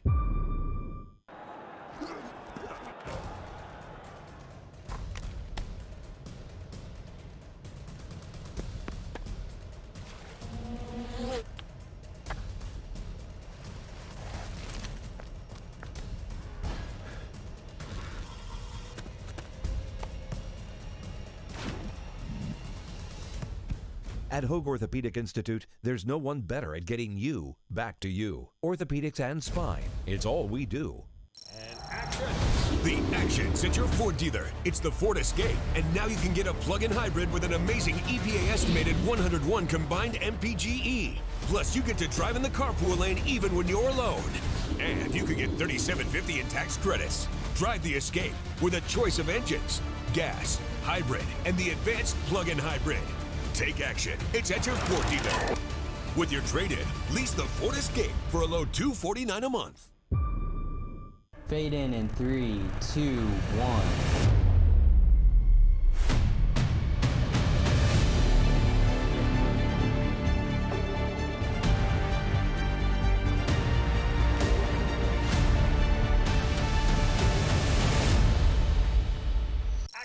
The action's happening at your Ford dealer, and Ford's action heroes are ready to perform. Our F-Series, our Mustang Mach-E, and our Ford Bronco.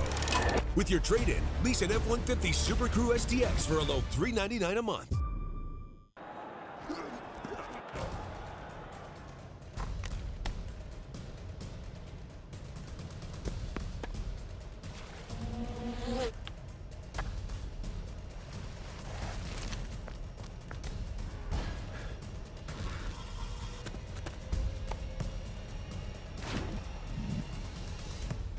At Hoag Orthopedic Institute, there's no one better at getting you back to you. Orthopedics and spine. It's all we do.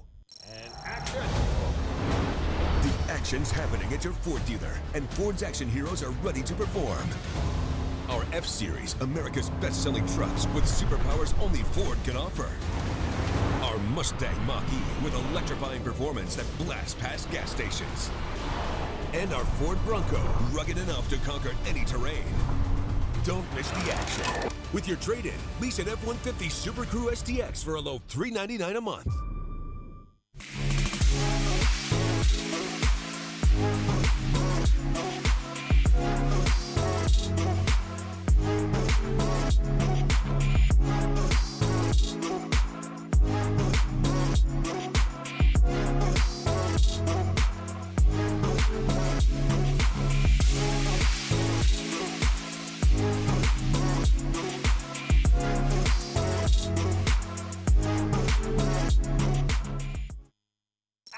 The action's happening at your Ford dealer, and Ford's action heroes are ready to perform. Our F-Series, our Mustang Mach-E, and our Ford Bronco. Lease the all-electric 2024 Mustang Mach-E for a low $319 a month. The innocence of youth. Is there anything any better? But soon they'll be in high school and facing all the same challenges you faced. How to make friends, how to fit in, how to be cool. We want our children to have everything they'll need to live fulfilling and productive lives. Make sure the kids in your family are among the more than 12 million participants in America who take part in high school sports or activities. Sold out game 2024. It's definitely living up to all the hype. We've seen an intense first half with lots of defense controlling the game. But now it's time to see who's ready to step up and seize control in these final two quarters. That's right, Everett. Both teams came out swinging, but the second half is where rivalries are won. The Sailors and Sea Kings have both shown flashes of brilliance, but it's going to come down to execution and endurance in these last 24 minutes on both sides of the ball. The crowd here is on its feet. These student sections, the Tar Pit and the Kings crew, are louder than ever. And we're moments away from kickoff in the third quarter. Taryn, what are the key adjustments these teams need to make to take over in the second half? For Newport Harbor, they've got to keep their momentum going with the run game, and they got to continue to limit their mistakes. They had a red zone drive, which eventually, or a drive inside Corona Mar territory, which ended up in 0 points. And on the other side, Corona Mar needs to tighten up their defense and create more pressure on Newport Harbor's quarterback, Jake Meir. It's all about who can make the biggest plays when they matter most. And Newport Harbor has to slow down Brady Annette and get their offense going. Their leading receiver is Jonah Takamori, to believe it or not. It's anyone's game right here, but we're about to find out who takes the Throttle Lover trophy home tonight. I agree, and like I said, the Newport Harbor needs to get their receivers going. Kate Fiegel with 0 catches. Jonah Takamori leads Newport Harbor's receivers with 27 yards on that big dump off right there. So they really got to get more offensive momentum going. Got to get the run game going as well. Newport Harbor's doing a good job of slowing down Wyatt Lucas, but Brady Annette has really taken off with his legs, looking a whole lot like his older brother Caleb, who's now at Boise State. As Brady Annette has been a chip-off the old block, this is his first start this season after Max Shed had the previous 6 starts. Yeah, as you like to say, you run for dough and you throw for show. I would not hate to see a show here. Like, if we can get some more of that throwing action going for the Sailors. As you said, Jonah Takamori is leading the Sailor team in receiving yards. So if we can have one of our receivers that love to light the field up, whether it be Cade Fiegel, Beckham Dutcher, Tyler Showalter, any of these guys, it'd be great to see.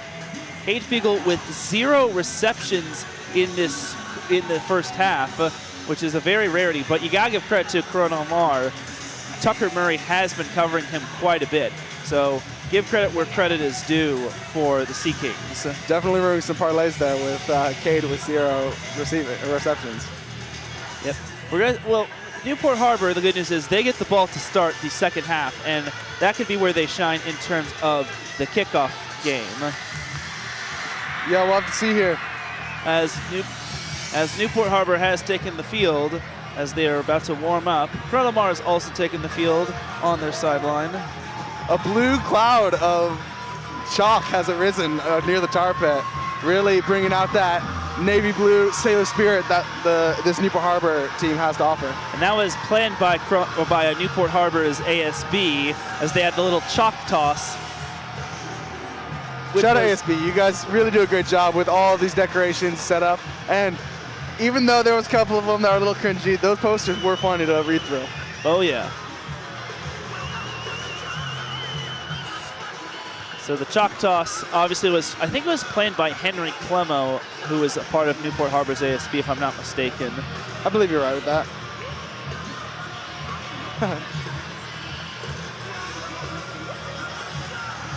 So we're about to get underway in the second half. Newport Harbor receives the ball to start 7-0 in favor of Corona Del Mar as Newport Harbor gets the ball to start. What Newport Harbor would love, which I don't think Corona Del Mar will probably do, is kick the ball to Cade Fiegel and have him run it in for a kickoff return touchdown. Yeah, that'd be a great way to spark the momentum that we've been talking about. Remember, no receptions for Cade Fiegel. The one with the most receptions on the team for Newport Harbor is Sammy Stremick with 21 receiving yards. Oh my bad. I'm sorry, Jackson Stremick has 21 receiving yards, but so does Sammy. Sammy and Jackson both have 21 receiving yards, but Jonah Takamori is the one that leads Newport Harbor's receiving yards, as it's going to be a line drive kick, fielded at about the 8. Fiegel going to go out of bounds as he is taken down by number 10 of Corona Del Mar, Cannon Cook. Looked like he was shot out of a cannon on that one. Yeah, coach is asking for a late hit there, didn't get it. And Sailor's offense is going to come out starting at the... Looks like the 20. Yeah, I think so. So it looks like it was a net gain of 12 yards on that play. So 1st and 10 coming up for Newport Harbor on their own 20. Looking to win their 3rd straight game, lost their first 4 games of the season to St. Paul, La Habra, El Medina, and Cajon. Wound up being St. Augustine and Tesoro, which was last week. Meir to throw, finds Shane McKibben on that one. Gonna get near the first down marker as that's his 2nd catch of the night, and it'll be good for about 9 yards. That'll bring up 2nd down, tackled by Emerson Tingley.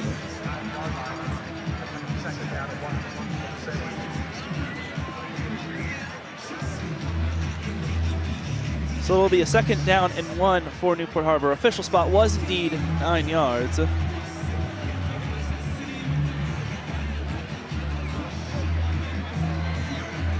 Corona Del Mar 3-3 overall. Newport Harbor 2-4 overall. Sea Kings won their first 2, lost their first 2, and split their previous 2 against Trabuco Hills and in their league opener against San Juan Hills.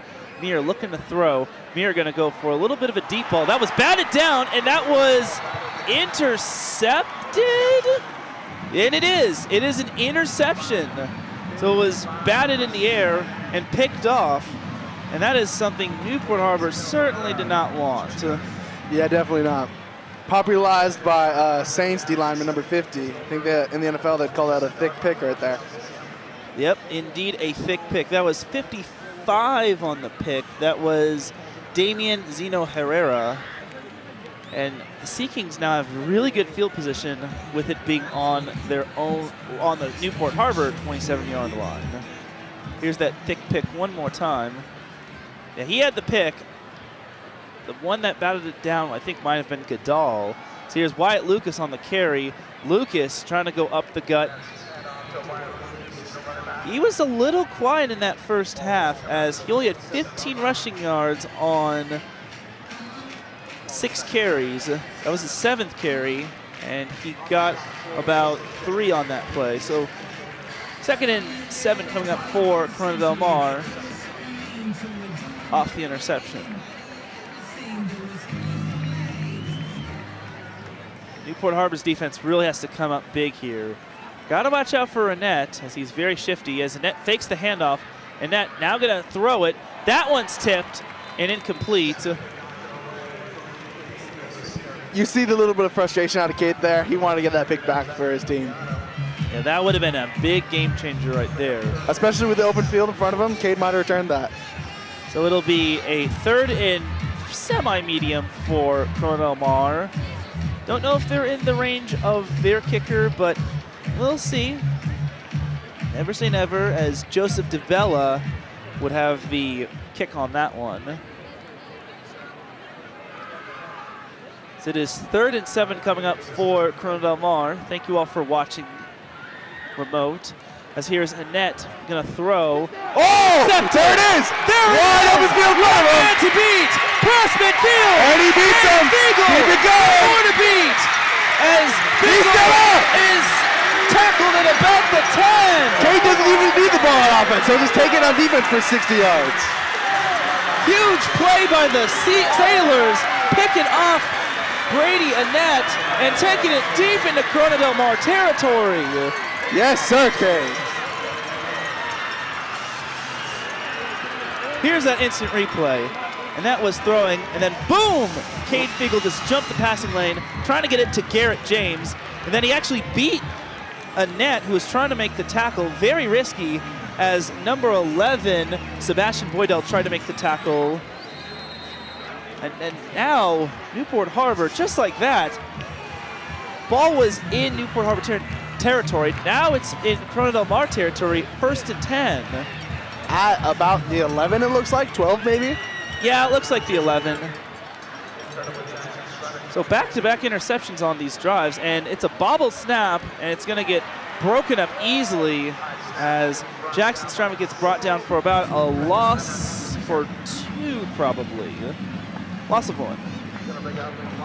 And Newport Harbor really has to capitalize on these. You need to beat teams with touchdowns, not field goals. I mean, field goals would be good and all, and there's still lots of time left, but you eventually got to get these touchdowns. And especially after the momentum sparked there by Cade, I'm sure they would all love to have a touchdown here.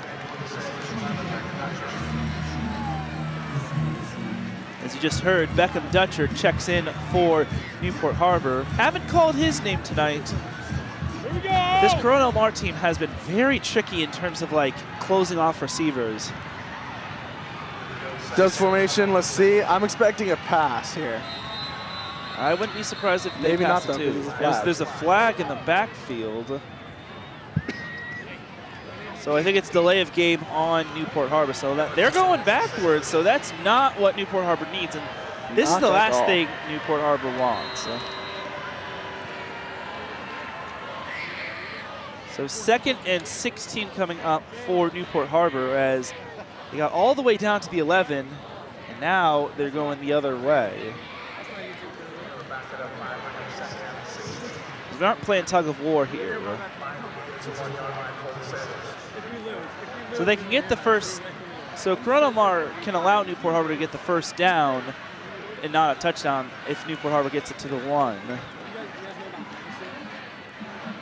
So here is Muir to throw. Muir going to step up, take off himself. Muir, nice little juke move. Muir, and that's it. on his feet. Touchdown, Newport Harbor. Yes, sir. Jake Muir, the junior, touchdown. Catching it for 6 points. And they are an extra point away from knotting this one up at 17 or 7 apiece. So that was a 17-yard run. Good job by Jake there, reading the defense, seeing that nothing was available, and being careful with it, still taking off with his own legs and scoring the 6 points.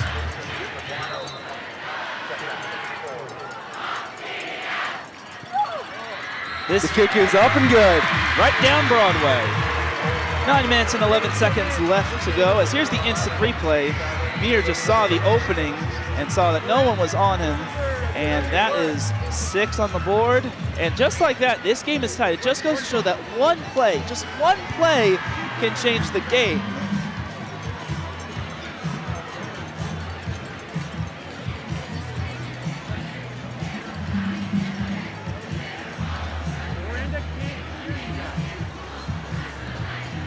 Although it took him a little while, Harbor did bring out that momentum from coming out and starting with the ball at halftime. Let's see what they do here on kickoff and how CDM responds. Tucker Murray can be dangerous in terms of returning the ball. He had himself a nice little return against Trabuco Hills. Here is Daniel Rico, or as my colleague would like to call him, Uncle Rico. Daniel Uncle Rico out to kick. Where does that nickname come from? Napoleon Dynamite. Oh, that makes sense. So here is Rico to kick. This one is going to be fielded at about the 9-yard line. Looks like that is Tucker Murray. Murray galloping, still on his feet. Murray going to get into Newport Harbor territory, and Newport Harbor forgot to do their homework on him, as actually that was number 13, Samry Dickens. Oh, no, it was Tucker Murray. So my apologies. It was Tucker Murray. Yeah, maybe next time I'll just kick it over to Sam Reed. Yep. Like even a touchback would have probably been better. I would agree with that. Yeah, so that was indeed Tucker Murray on the replay. Interesting fact, his mother is actually the Corona Del Mar girls lacrosse coach. Yeah, the athleticism runs in the family. So ball rests on the Newport Harbor 26. Second trip inside Newport Harbor territory for the Sea Kings. It'll be 1st and 10 for Corona Del Mar. This is going to be handed off to Wyatt Lucas. Lucas still on his feet. Lucas trying to get a lot of yardage, and it looks like he's going to get some, as that one's going to be 1st down and then some. This ball will be placed at the 7. That's a gain of 17. That's his longest gain of the night. Been rather quiet for the most part, but makes his presence known. Especially with that lowered shoulder there at the end. Fun fact about Wyatt Lucas, his dad actually held the Corona Del Mar rushing yard single game record before that was broken by Eric Fisher, which eventually was broken by Lucas against Trubico Hills this season. Interesting. Here's Lucas again. Lucas is going to get stopped at about the 4-yard line, so looks like a gain of 5. Second down goal here from about the 4-yard line, maybe 3? Yeah, 3-yard line. 3-yard line? Like.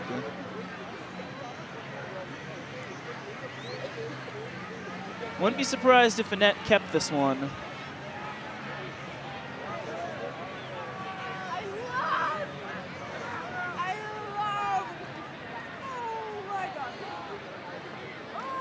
Here is Walt Lucas again. Almost got tackled.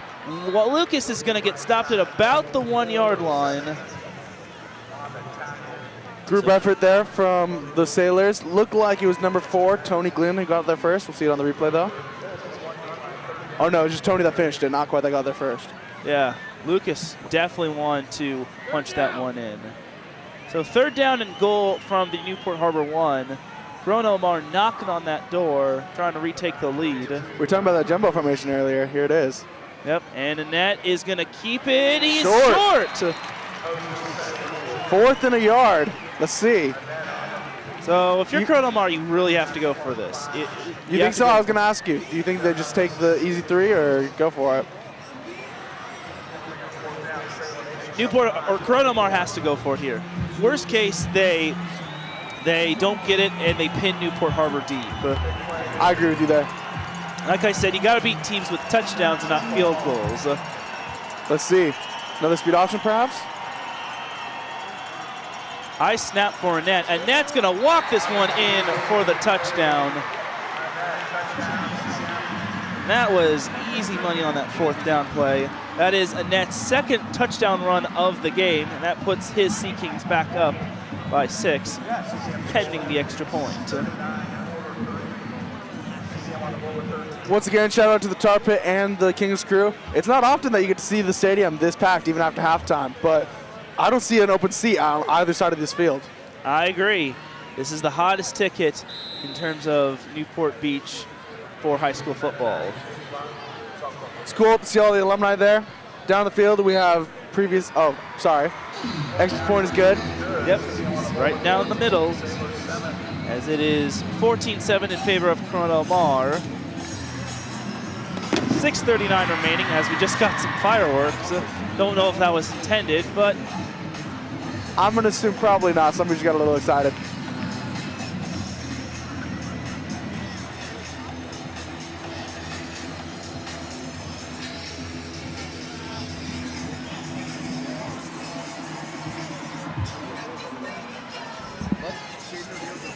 Oh, snap.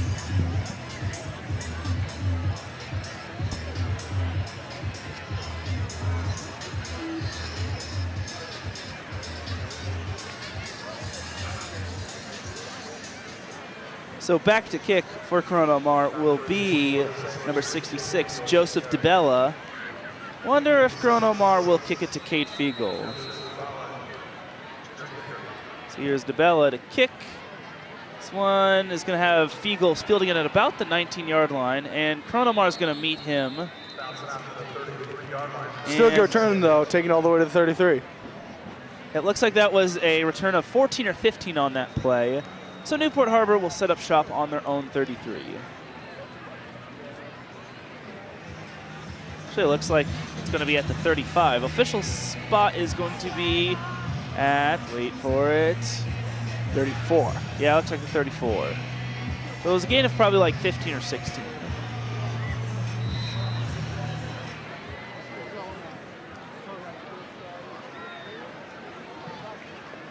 First and 10 for Newport Harbor as Mir looking to throw. Mir surveying the area, going to find. Oh, McKibben. Overthrown and incomplete.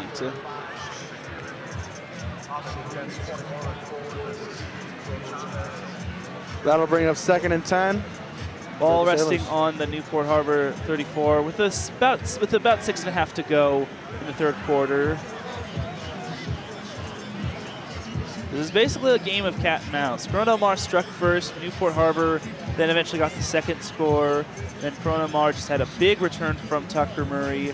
Like I said, Tucker Murray is dangerous. He's probably what he is to what Cade Fiegel is of Newport Harbor in terms of kickoffs. So here is 2nd down and 10 for Newport Harbor. This one's going to be handed off to Jackson Stremick. Probably no gain, if not a gain of 1. Yeah, that was a good read there by CDM. It looked like they had about 6 guys blitzing, and that's pretty hard to run in. So no gain on the play. Biggest gain of that 17-yard touchdown run was actually the biggest gain all night for Newport Harbor on the ground. So it'll be 3rd and long for Newport Harbor. Not ideal for them, but not too bad. It's going to be a whole lot worse. Looks like another firework, yep. More fireworks. It's 3rd and 10 coming up here for Newport Harbor. Mir to throw. Mir avoids the pressure, but he's going to get swallowed up. They'll be lucky to have gotten back to the line of scrimmage. And he is going to be sacked. Loss of 2 on the play. And Newport Harbor's going to have to punt this one. So not ideal for Newport Harbor. Down 7. And they have to give the ball back to Corona Del Mar, as back to receive will be Sam Reed Dickens. So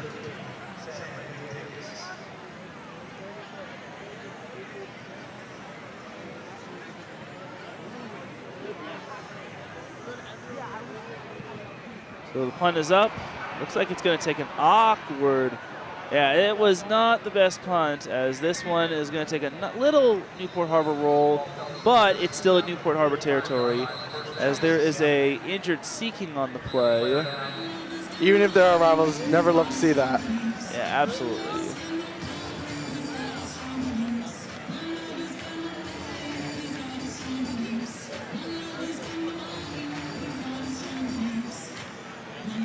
We will look to identify the player, as that is number 6, Brett Clemmer, two-way player for the Sea Kings. And it looks like he's back up. Looks like he might have just gotten the wind knocked out of him. Never feels nice, but hopefully that's all it is. Yep. So it's Corona Del Mar ball with perfect field position at the Newport Harbor 45. Up 14-7. Feels like Newport Harbor's down a lot more than just 7 points. Yeah, let's see if we can get another defensive turnover so that we can change how that feels. Both teams with a turnover in this game, both coming in the third quarter via interception.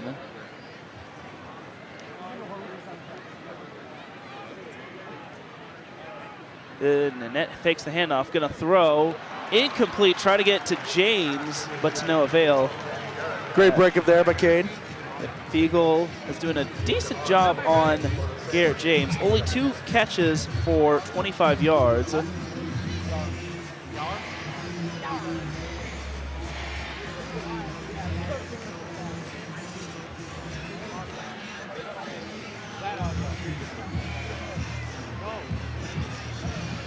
Well, Taryn, was Garrett James the intended target on that pick that Cade had earlier?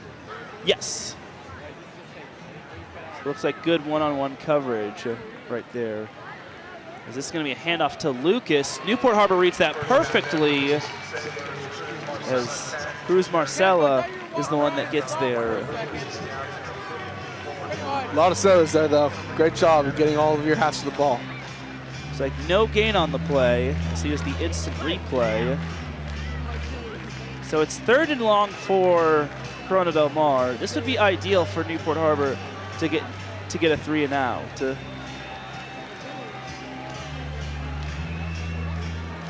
Tar Pit looks on in anticipation. All of Newport Harbor Nation looks on in anticipation. Go on your bottom screen, you got Amori Davis. So here's Annette to throw. Annette gonna intercept! No! That looked like it was gonna be another one from basically the exact same thing. Good job either way. That'll be a deflection, bringing up 4th and 10, and Sea Kings are gonna have to punt. Yeah, it will, but that's basically like robbing a bank and leaving the money on the bus. Or leaving the money at the crime of the scene, as a Warren defensive coordinator once told me. Speaking of Cade Fiegel, he is actually back to receive the punt. Let's see if Showtime Jr. can, a roly-poly right there. As this one's going to be punted. Fiegel will not be able to field this one, as this is going to take a Corona Del Mar bounce inside the 10, so good punt right there. Especially for it being a wobbly punt, or snap.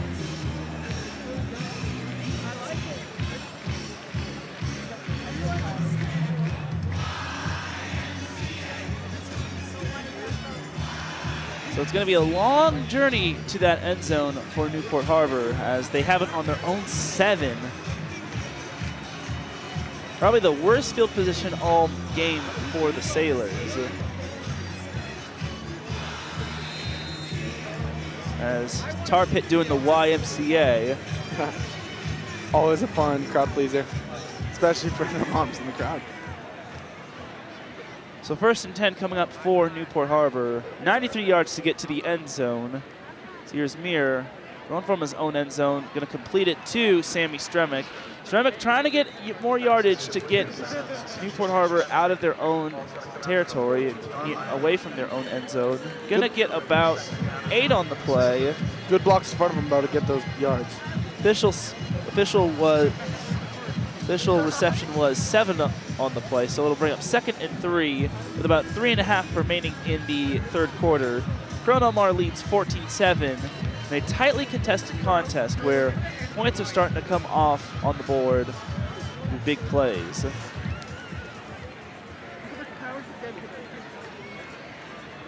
Here's Mir going to hand this one off to Jackson Stremick. Did he get enough? I think so. Yep.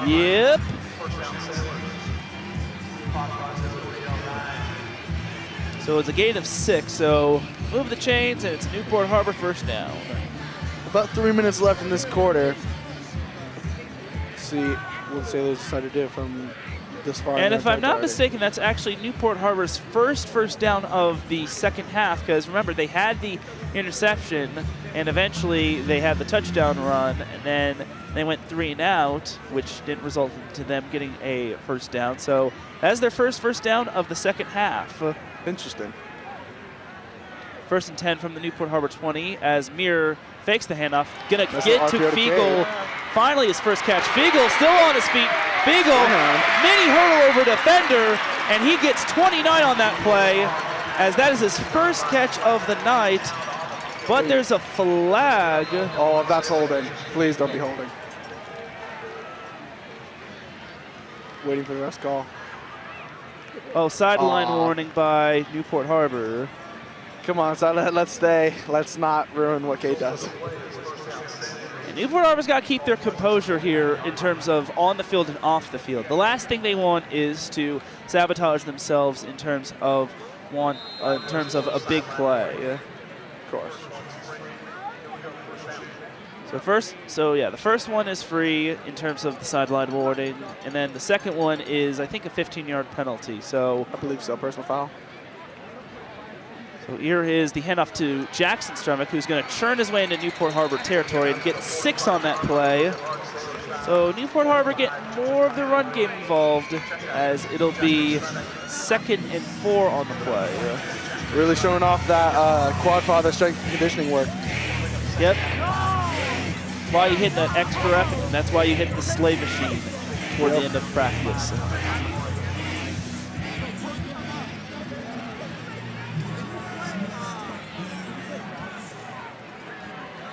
So it's 2nd down and 4 for Newport Harbor in Corona Del Mar territory at the CDM 45. So here is Mir to throw, dumping this one off to Takamori. Takamori looks like he just got enough for the first down, as that's going to be a gain of 6 on the play. He had that big first down for 27 yards, and that will be a first down. Not a fun hit Takamori had to take to make that play, but obviously worth the first down.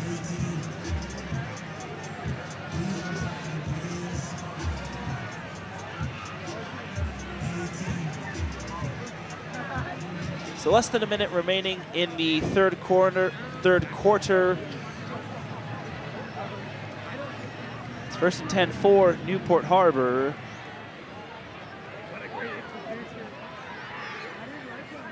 It's a fake handoff. Mir looking to throw. Mir going to take off, sling it to Jackson Stremick. First down and a little more as he gets lunged from down below, but not before he gets the first down.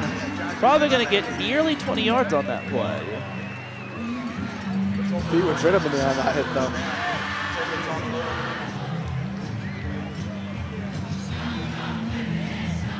As here is the instant replay. Mir was about to get flushed out, but he eventually was able to get it out for the first down. So I imagine Newport Harbor's going to run one more play before the end of the third quarter. You're expecting pass or run here, Taryn? Probably run. I'll take the pass just to be different. Oh, here we go. Got lucky. Mir surveying the area still. Now he's going to throw it. Dangerous pass as he just dumps it off. No intentional grounding there, as it'll bring up 2nd and 10. 27 seconds remaining before the end of the third quarter.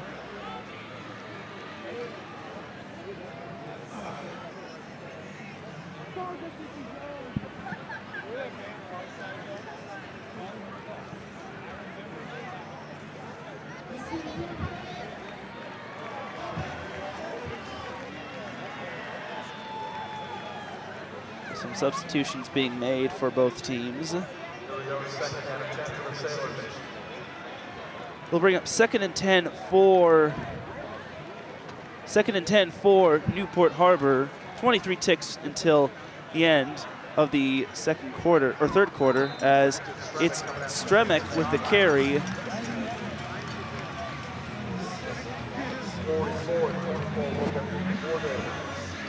And that's going to be a gain of 4. And that's going to probably take us to the end of the third quarter, yeah.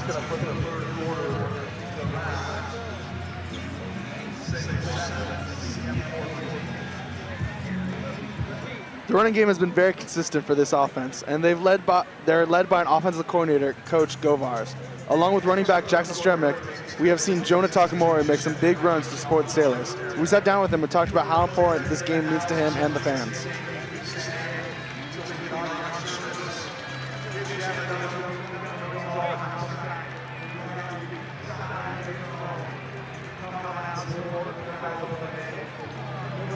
Just looking forward to the fans, the crowd, just the whole atmosphere. It was really cool last year. There's nothing like it. As a player, I don't even know what words I can use to describe it. It's just a surreal feeling, being out there playing in front of the whole crowd. It's like the biggest game of our year. As running backs, we need to help establish the run game so we can open up our passing game. I think me and Jackson are going to play a really big role in this game. We just have to be on our game, getting big rushes, helping out our team.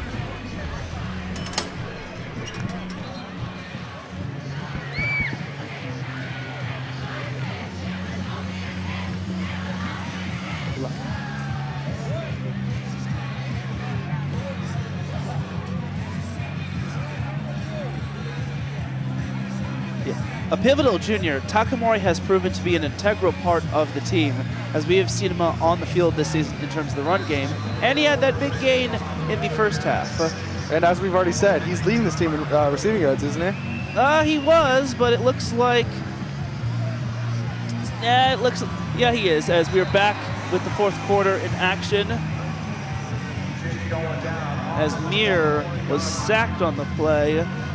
Newport Harbor's going backwards, which is not what they want. It'll be fourth down for the Sailors. That is a loss of 2 on the play. Definitely not what you love to see. Now they're in a very interesting situation. Offense still on the field. Burns feeling gutsy.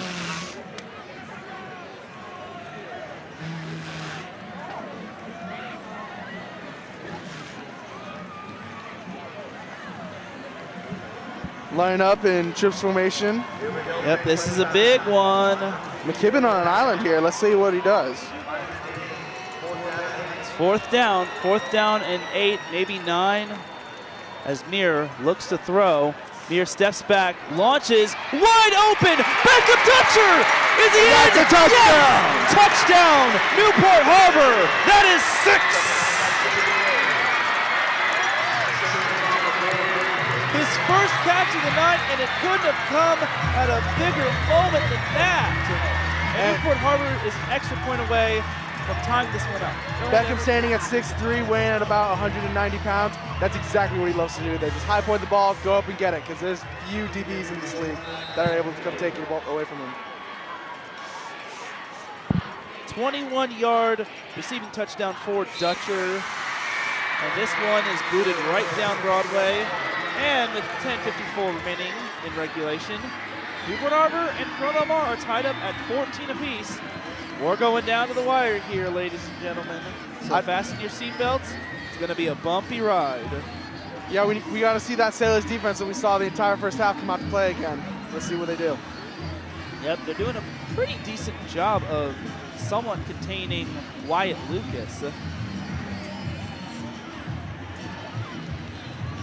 Yeah, we haven't heard his name much today.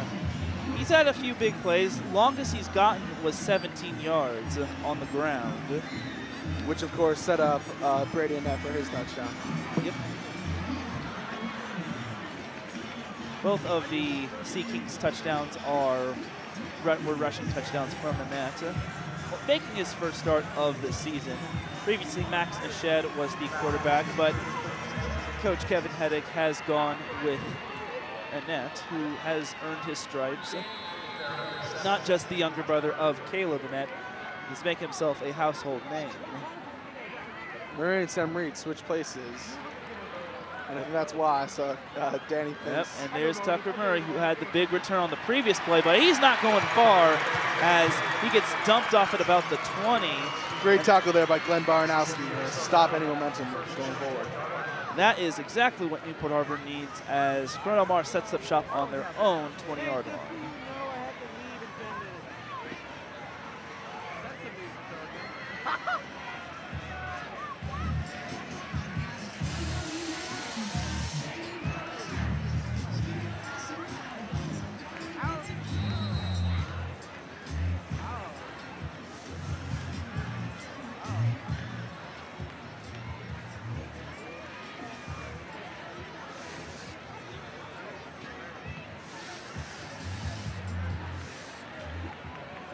First and 10 for Corona Del Mar on their own 20. Another high snap, gonna hand this one off to Lucas. Lucas is gonna go drilling up the gut. Look like it's about 9 yards. Yeah, it looks like 9 yards. After saying that he's been a little quiet. Yeah, I think he heard us, he wanted to speak out. Yep, the announcer's jinx. My bad, Sailors. So it'll be a second down and 1 for Corona Del Mar. About 10 minutes to go. It's another carry as it looks like that was Annette So Annette with the gain of 3 for a first down.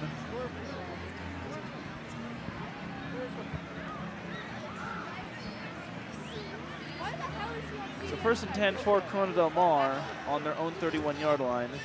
The trip started at their own 20-yard line.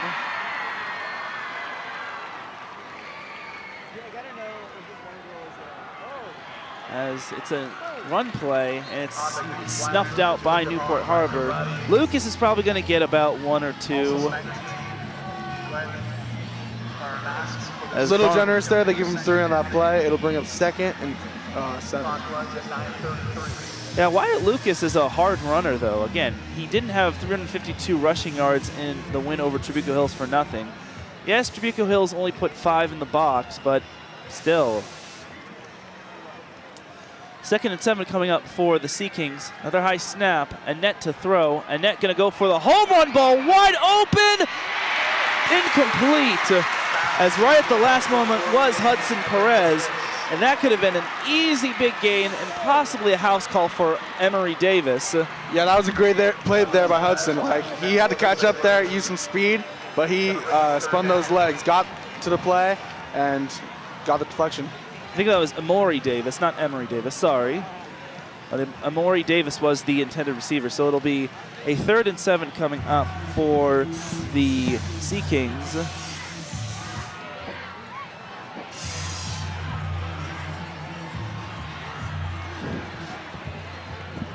The fire extinguisher clouds have been pretty popular from both sides of the field. Big 3rd down here, 3rd and 7 for Corona Del Mar. Got to keep the drive going if they get to the 41. Annette going to take off. Lots of terrain. Annette dives for the pylon. No, not for the pylon, but for the first down marker. Might have gotten it. Oh, he got it. Huh, that was a little generous by the refs there, but nevertheless, first down, Sea Kings. Another big run by him. That's 2 touchdown runs. Both Corona Del Mar touchdowns were on the ground. Over 70 rushing yards on the night. Who says he needs to throw the ball to be big? Fake handoff. Annette to throw. Annette going to go to the left side. Gets a nice little block. Another block. Annette still on his feet. Going to get to about midfield. Might have gotten... Yeah, it looks like he got to midfield, and that'll be a gain of 9.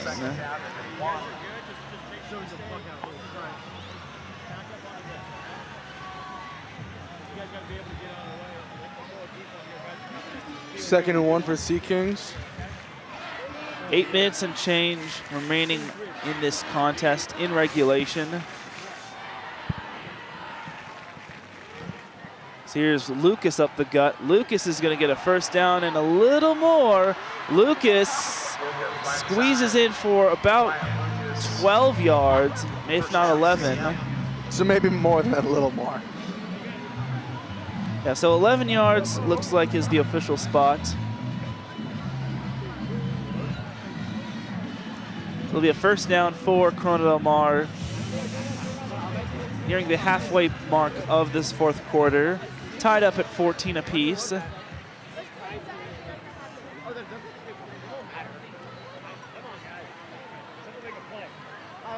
it's a 1st and 10 for Corona Del Mar. Another high snap, fed it to Lucas. Lucas is going to get about 3 or 4 yards on the play. That'll bring up 2nd and 6, if not 7. 7, or second and 7. That was the gain of 3 from Lucas. Looks like there's a flashing lights battle from both sides. Looks like, I'm being biased here, but it looks like Newport Harbor's got Corona Del Mar outmatched. Yeah, I was going to say the same thing. We do have the little bit of advantage of having more seats available on our home side, though. Yep, Annette's going to fake the handoff, take it himself. Annette, with a lot of terrain, flag on the play. We'll see if that run holds. For now, it's a first down. And Annette a little shaken up, but he's up on his feet. Cade signaling that it was on the defense or on the offense. I would bet holding. Yep, holding offense. Yep, there's a hold on the offense. It's always holding. So the run will probably stand. So it'll be 2nd and 10 for Corona Del Mar. Got to bring up 2nd out of 10.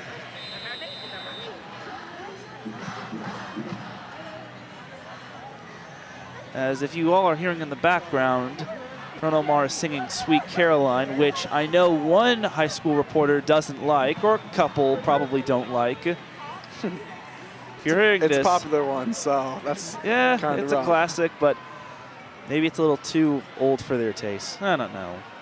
As it's another handoff to Lucas, as he's going to barrel right down the middle. Going to get about 4. As Riker Buddy brings him down.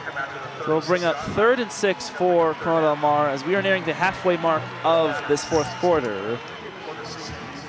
And this 6 minutes is going to feel like an eternity for both teams. Both teams with 3 timeouts, so it might feel like an eternity for everybody with using all timeouts.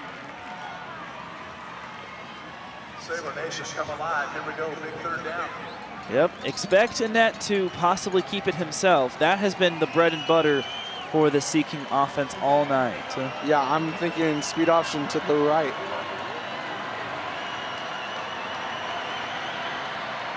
No, it's going to be a pass. Annette to throw, completes the pass to Giuliano for the 1st down and a little more. As Giuliano gets tangled up with Stremick, Sammy Stremick. It'll be a 1st down regardless. On the defense, with Sammy Stremick. And it's going to be a timeout. Got a player down, timeout. Oh, there's a player down on the field, which is causing timeout. I'm not seeing the player though. Yeah, where is the player? Maybe he's okay now. Oh no, it looks like he's right on our sideline.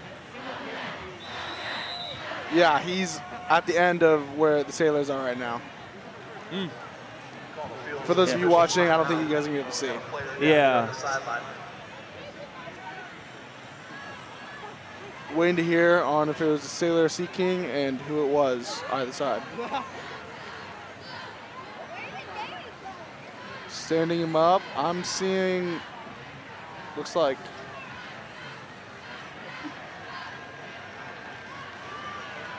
oh, it looks like it was a ball boy, it wasn't a player. Oof. That's not fun. Yeah, that's never fun. Being one of the feeder program guys, coming to enjoy watching, and then getting ran into.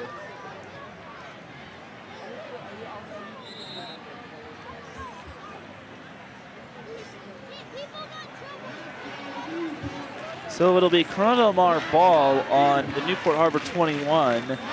5:23 remaining. Both teams tied up at 14 apiece. All right, coming out of the official timeout. Ball rests at the 21-yard line, 5:23. 1st down, CCM.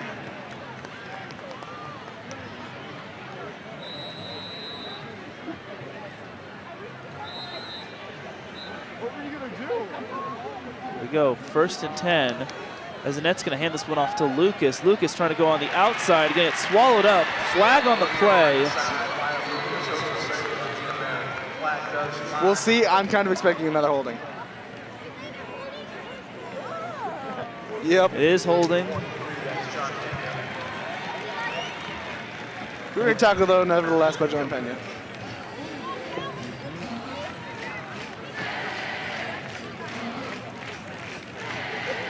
And it looks like there'll be a holding on Corona Del Mar, and it looks like Matt Burns will be accepting the penalty.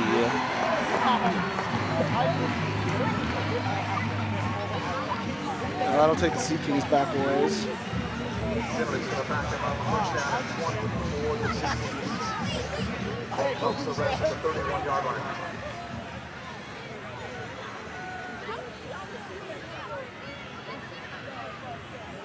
So that'll back them up 10 yards, and Corona Del Mar will face a 2nd and 20.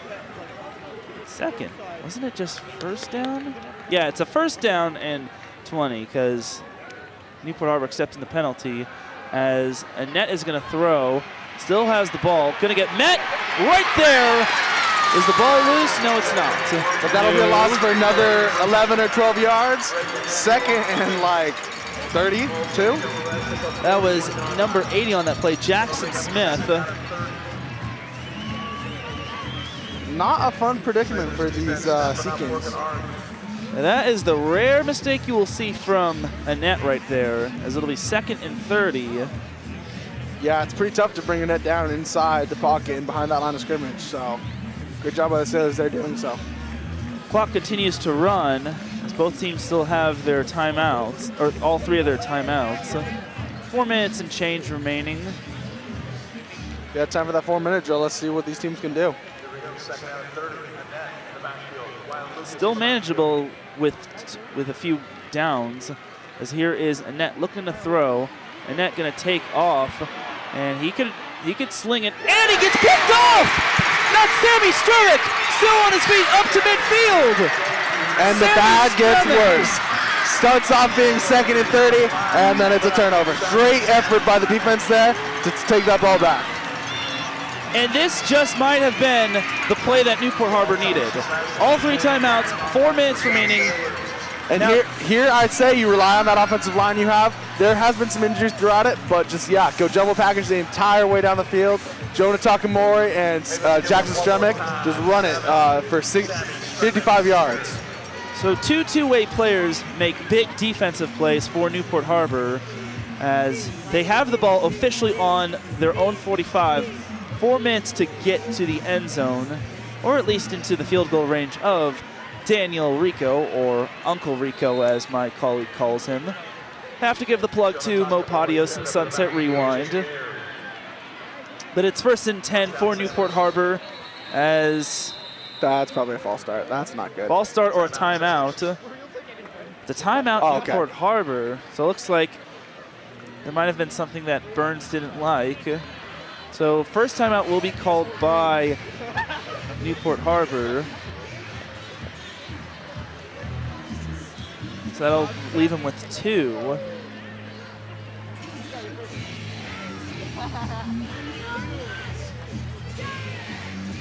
So this has been quite the chess match. We've gone from slow scoring first half to back-to-back touchdowns. Well, with the exception of then with back-to-back interceptions, then back-to-back touchdowns, and then Newport Harbor facing a 4th and 9, getting a big touchdown catch from Beckham Dutcher. And now this might come down to who has the ball last. Kind of like most Kansas City Chiefs games with Patrick Mahomes, or New England Patriots games with Tom Brady.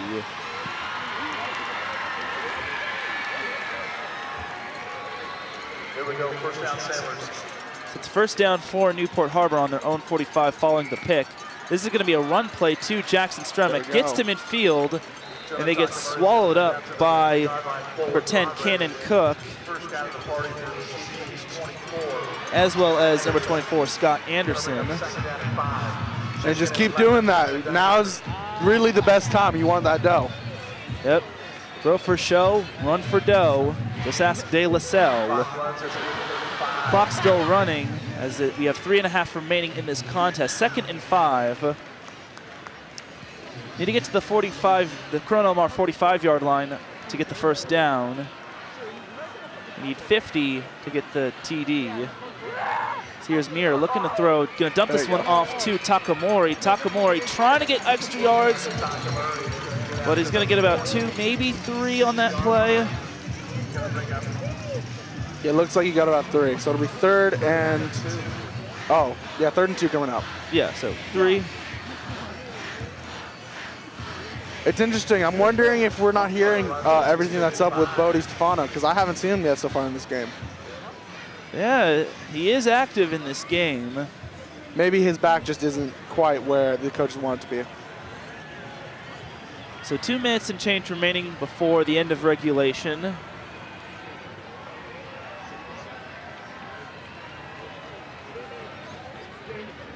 So here's Mir to throw. Mir going to go the out route, incomplete, Yeah, and but a there's the flag PI on the call. play.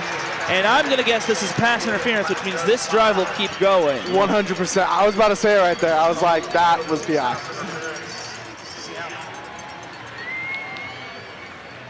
Great ball by Mir, though, to get that. He way overthrew it because he already saw what was happening from that DB and cashed in on those 15 yards.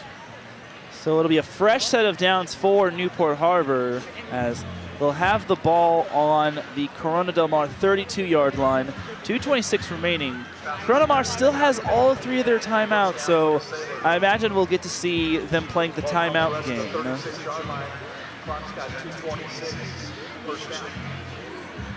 What has kind of been working for Newport Harbor is those screen passes. So they don't necessarily need to run the ball, but screen passes would be ideal. Yeah, those screen passes and like sort of check downs to the running back. Mir going to take this one off, use his legs, slide on in.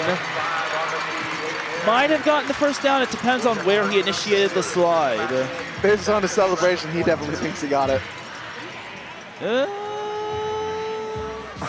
Not quite. Yeah, remember, it's where he initiates the slide where the spot of the ball is. It looks like that is a gain of 9 on the play. So we are less than 2 minutes away from possibly crowning a Battle of the Bay champion.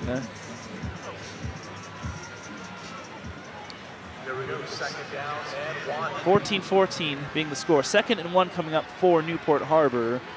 Mir gonna throw, sees him flushed out, almost picked off. Oh, dear me. Jakey didn't realize what he was doing. Number 52, Jakin Meyer, did not realize what he was doing there. But with that block there, he kind of just saved the Sailors' hopes. That would have been a disaster for Newport Harbor. Giving the ball back to Corona Del Mar would not have been ideal, especially with how Annette has been Houdini all night. And honestly, with 1:30 left, just get this first down, maybe one more, and 3-point lead. It'd be kind of hard for the Sea Kings to come out and do anything from that. At the very least, they need to get the first down and try to get Corona Del Mar to start using their timeouts. 100%. Ball rests on the Sea Kings 27. 3rd and 1 for the Sailors. Mir to throw. Mir almost gets sacked, but it's no good, incomplete. Fourth down, I'd say you kind of have to go for it here. Yeah, that's rolling the dice, though. It is, but they're bringing out that jumbo package again. Remember, last year they went for it on a 4th and 1 which could have iced the game, but they didn't get it. I'm seeing 3 fullbacks and 2 tight ends. There might not be anybody out wide. Wouldn't be surprised if Mir kept it himself. So it's 4th and 1 on the Corona Del Mar 27. Yeah, looking like a tush push here. Let's see it.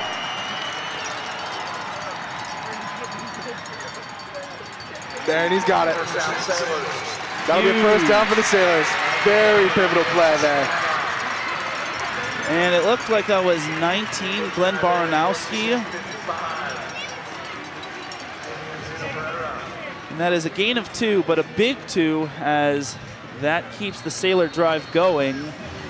And it looks like we're going to get a timeout by Corona Del Mar. So Sea Kings having to play the timeout game here. Yeah, you got to start now because otherwise you're running out of time.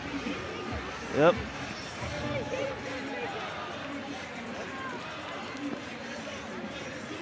And now the big question is, what is Daniel Uncle Rico's field goal range? Yeah, that's a good question.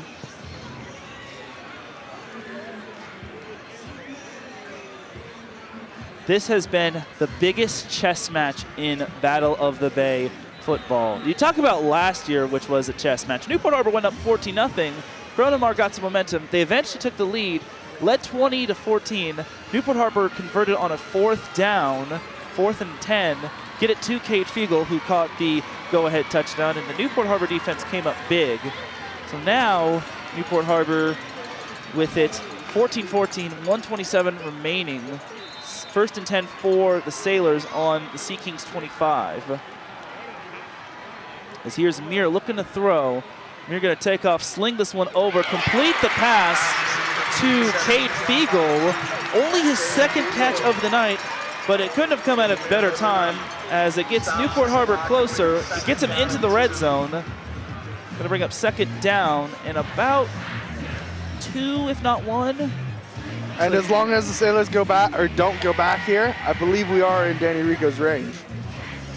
Big thing is for Corona Del Mar is that actually, with Fiegel going out of bounds, that stops the clock. Yeah, they don't have to waste time out there. Which makes you think here, I'm guessing Sailors are going to just run it, hand off to Stremick.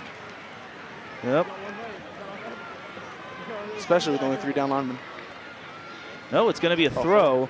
Mir going for the end zone. This one's incomplete.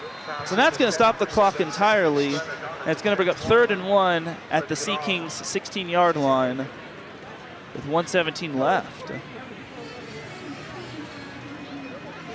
3rd and 1 here. Let's see what Sailors draw up.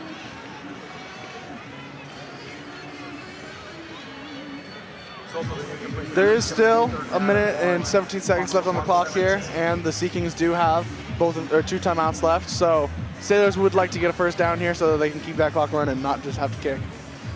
Yeah, don't be like the Cincinnati Bengals from last weekend.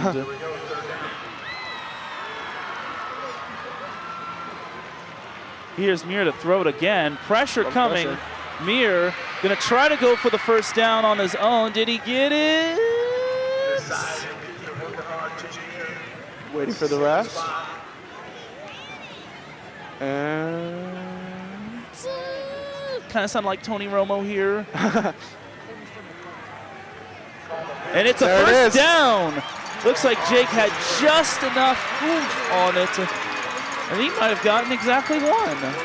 Hey, that's all you need. This is Jake's 3rd start of the season. Previous 2 starts came against St. Augustine in a 28-7 win, and last week's 34-31 win over a talented Tesoro team where they were down 17-0 at halftime, rattled off 21 unanswered, and then just clawed and scratched their way back to victory. So yeah, Newport Harbor did get exactly 1. So 1st and 10 for Newport Harbor on the Sea Kings 15. Again, this is boiling down to who has the ball last. Mir gonna throw. Wide open. Shane McKibben. McKibben is going to get forced out of bounds. So wise strategy from the Sea Kings, forcing the Sailors receivers to go out of bounds. Gain of 6 on the play. Obviously, McKibben wants to try to get those extra yards, lower the shoulder a little bit to see if he can get forward. But there, I think probably would have been the better move to just drop after he got those little bit of yards so that I could stay in bounds, keep the clock running. Corona Del Mar with both of their timeouts remaining. Newport Harbor can still get the first down and not a touchdown if they get to the 5. So 2nd and 4 for the Sailors. Mir to throw, slings it to Dutcher, only his 2nd catch, as that's going to keep the clock rolling, and he's going to get about 2 on the play. CDM has to use another timeout, though. Exactly. So with him staying in bounds, that's going to burn another Corona Del Mar timeout, leaving them with 1. And that was a gain of 2 on the play. So another 2 yards, and Newport Harbor will have another first down, which means they could either chew the clock down to the point where they just need to rely on the leg of Danny Rico. It looks like it's an official. Okay, so it looks like the time will be put back to 57 officially. But that was Dutcher's 2nd catch of the night. The first one came on that 21-yard touchdown catch, but he had that extra 2nd effort, kind of like that extra cup of cheese that you see on a pizza, which gives it that extra flavor. Gotta love extra cheese. Yep. Huge 3rd down here. 3rd and 2 for Newport Harbor. Third down and 57 seconds to go.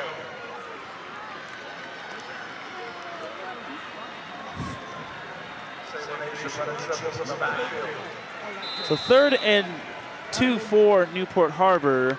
In that goal line package here. And we'll see if they got it. Did they get it? Looks like they did. Exactly 2. And that might have been Baranowski. Yeah, it did look like Baranowski there. Even if they didn't get that, the CDM has to use that last time out. That's pretty costly. Yeah, well, they have to stop the clock, and the thing is, Newport Harbor can take a knee or two all the way, and they could take the clock down to where, yeah, so it is officially a first down. CDM uses its last timeout, and here's the thing. Corona Del Mar, or Newport Harbor can take 2 knees to the point where they can get it to Daniel Rico to possibly boot the go-ahead field goal. Yeah, I was thinking a very similar type thing. Either just 2 knees or maybe 1 run. But, yeah, have that clock run, have Danny Rico seal this win. The worst thing for Newport Harbor would be a fumble. So as long as they're smart with the ball, I mean, from here it looks like, I mean, no field goal is guaranteed in high school. This isn't like where you have Jake Tucker or Harrison Butker or Cameron Dicker. No, this is high school football, and anything can happen. Anything can happen in terms of like the kicking game. So as long as Newport Harbor has firm control of the ball. Yeah, now hold on to the ball with 2 hands. So it's Stremick with the carry. Stremick gonna get brought down. And that's going to keep the clock going. Remember, Corona Del Mar has no timeouts remaining, and Newport Harbor will call a timeout of their own. Interesting. I would have expected them to let the clock run a little bit more. I think what they're planning on doing is they're planning on taking a knee, and then they're going to take it all the way down to like 1 second, and then eventually they're going to boot the possible go-ahead field goal.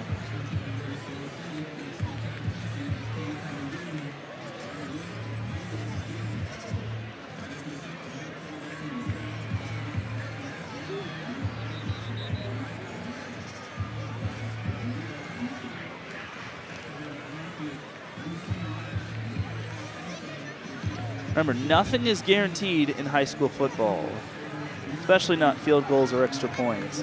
And that's why I think Burns is deciding to go for that jumbo package again. Looks like he's going to run it.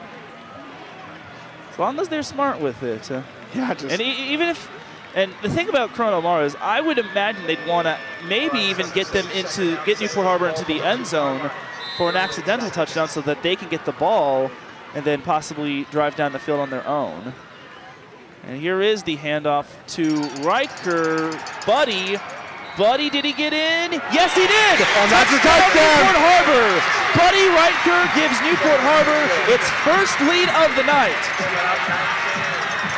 A 2-yard rushing touchdown for Buddy Riker, or Riker Buddy. And they are an extra point away from going up 21-14. And there it is, yeah.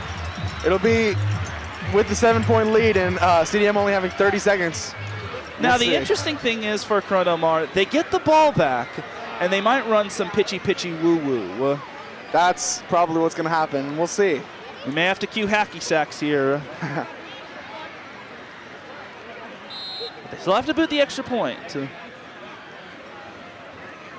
This one is up and through. Straight down the middle.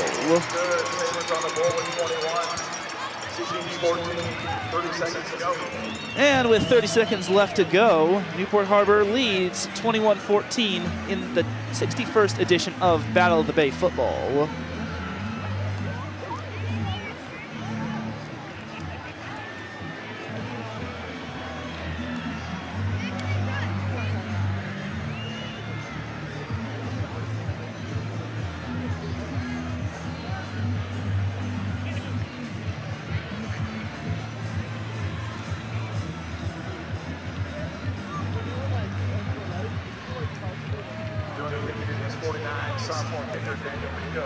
All right, here comes Daniel Uncle Rico to boot the ball away. Let's see that leg here, Danny. I want to see a touchback.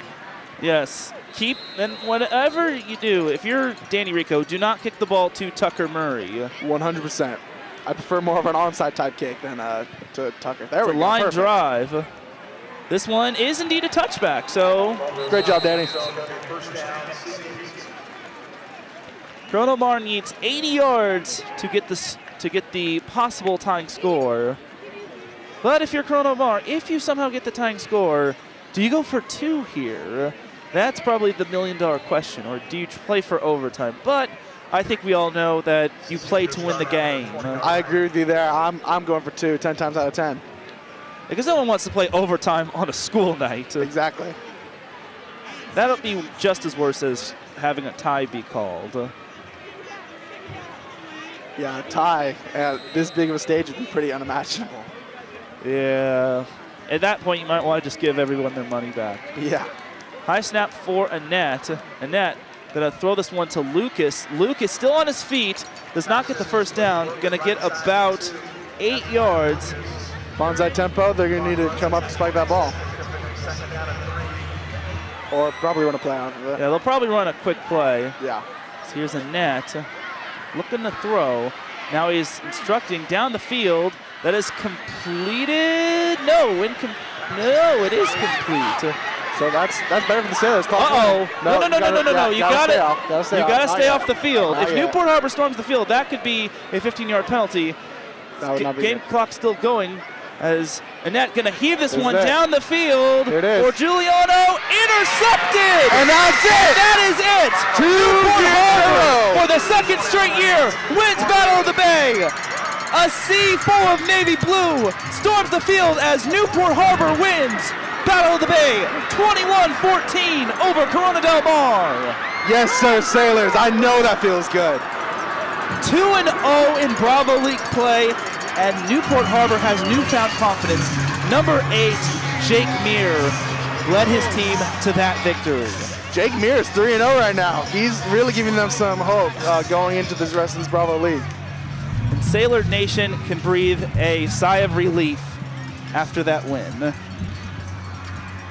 As Newport Harbor moves to 3-4 in 3-4 overall, and they move to 2-0 in Bravo League play, putting them in a big situation. But let's talk about the game real quick, as they held Corona Del Mar scoreless in the second half, as that only happened one other time. Well, 2 other times if you want to include San Clemente, but one other time being Palos Verdes, and Palos Verdes has a very strong defense. Yeah, you love to see it. Newport Harbor really came out to play today. They know how much this game's worth. You can ask any single one of them, and they love their rivalries. They love to just ruin and diminish every feeling that CDM has, and they want to end it, and they came out here and did exactly that. On Sunset Rewind, last year, Corona Del Mar and Newport Harbor players were asked, which would you like more, winning Battle of the Bay or winning a CIF championship? And both CDM and Newport Harbor players said winning Battle of the Bay. And this feeling has to be great for Newport Harbor. Unfortunately for Corona Del Mar, tough defeat. They fall to 0-2 in Bravo League play, but Newport Harbor pulls off the victory in a hard-fought battle, a legendary battle. And yeah, you like to see that. You like to see some Newport Harbor sportsmanship right there, because at the end of the day, we're all family. Football is family no matter what jersey you have one, no matter what you have, no matter what fan you're cheering for. Football is family, and we all got to come together in this community. Especially with as good of a game this is. Like, as much as it sucked having anybody get hurt on the field, and you didn't ever want to see anything like that happen. It was a great game, and it's fun to be a part of, no matter which side of the field you're sitting on. Whether it's Thursday, Friday, Saturday, any day, Battle of the Bay football never disappoints, as both of these teams laid it all on the field, and Newport Harbor just had that super extra oomph to give them that victory. They're 2-0 in league play. Next week and the remainder of the season, they're on the road. They're at San Juan Hills, they've got Yorba Linda, and they've got Ville Park. All 3 of those teams are going to be very tough. San Juan Hills is going to be big and physical. And here's where you hope that Newport Harbor doesn't have the Battle of the Bay hangover, because if they win that game next week against San Juan Hills, 3-0 all but guarantees them a spot in the playoffs. Yeah, and it's really important. Today being a Thursday, it gives them lots of time. Tomorrow they could probably use as a break day, focus on school and everything, even after this late night. But they have the full week ahead of them to prepare and get ready for this upcoming game. And maybe they could even do some scouting against Yorba Linda and San Juan Hills, as you got that man right there, Sammy Stremick, who had a big interception for Newport Harbor, which eventually set up the game-winning touchdown from Riker Buddy. This was a huge win for Newport Harbor, and you just see the sea of blue.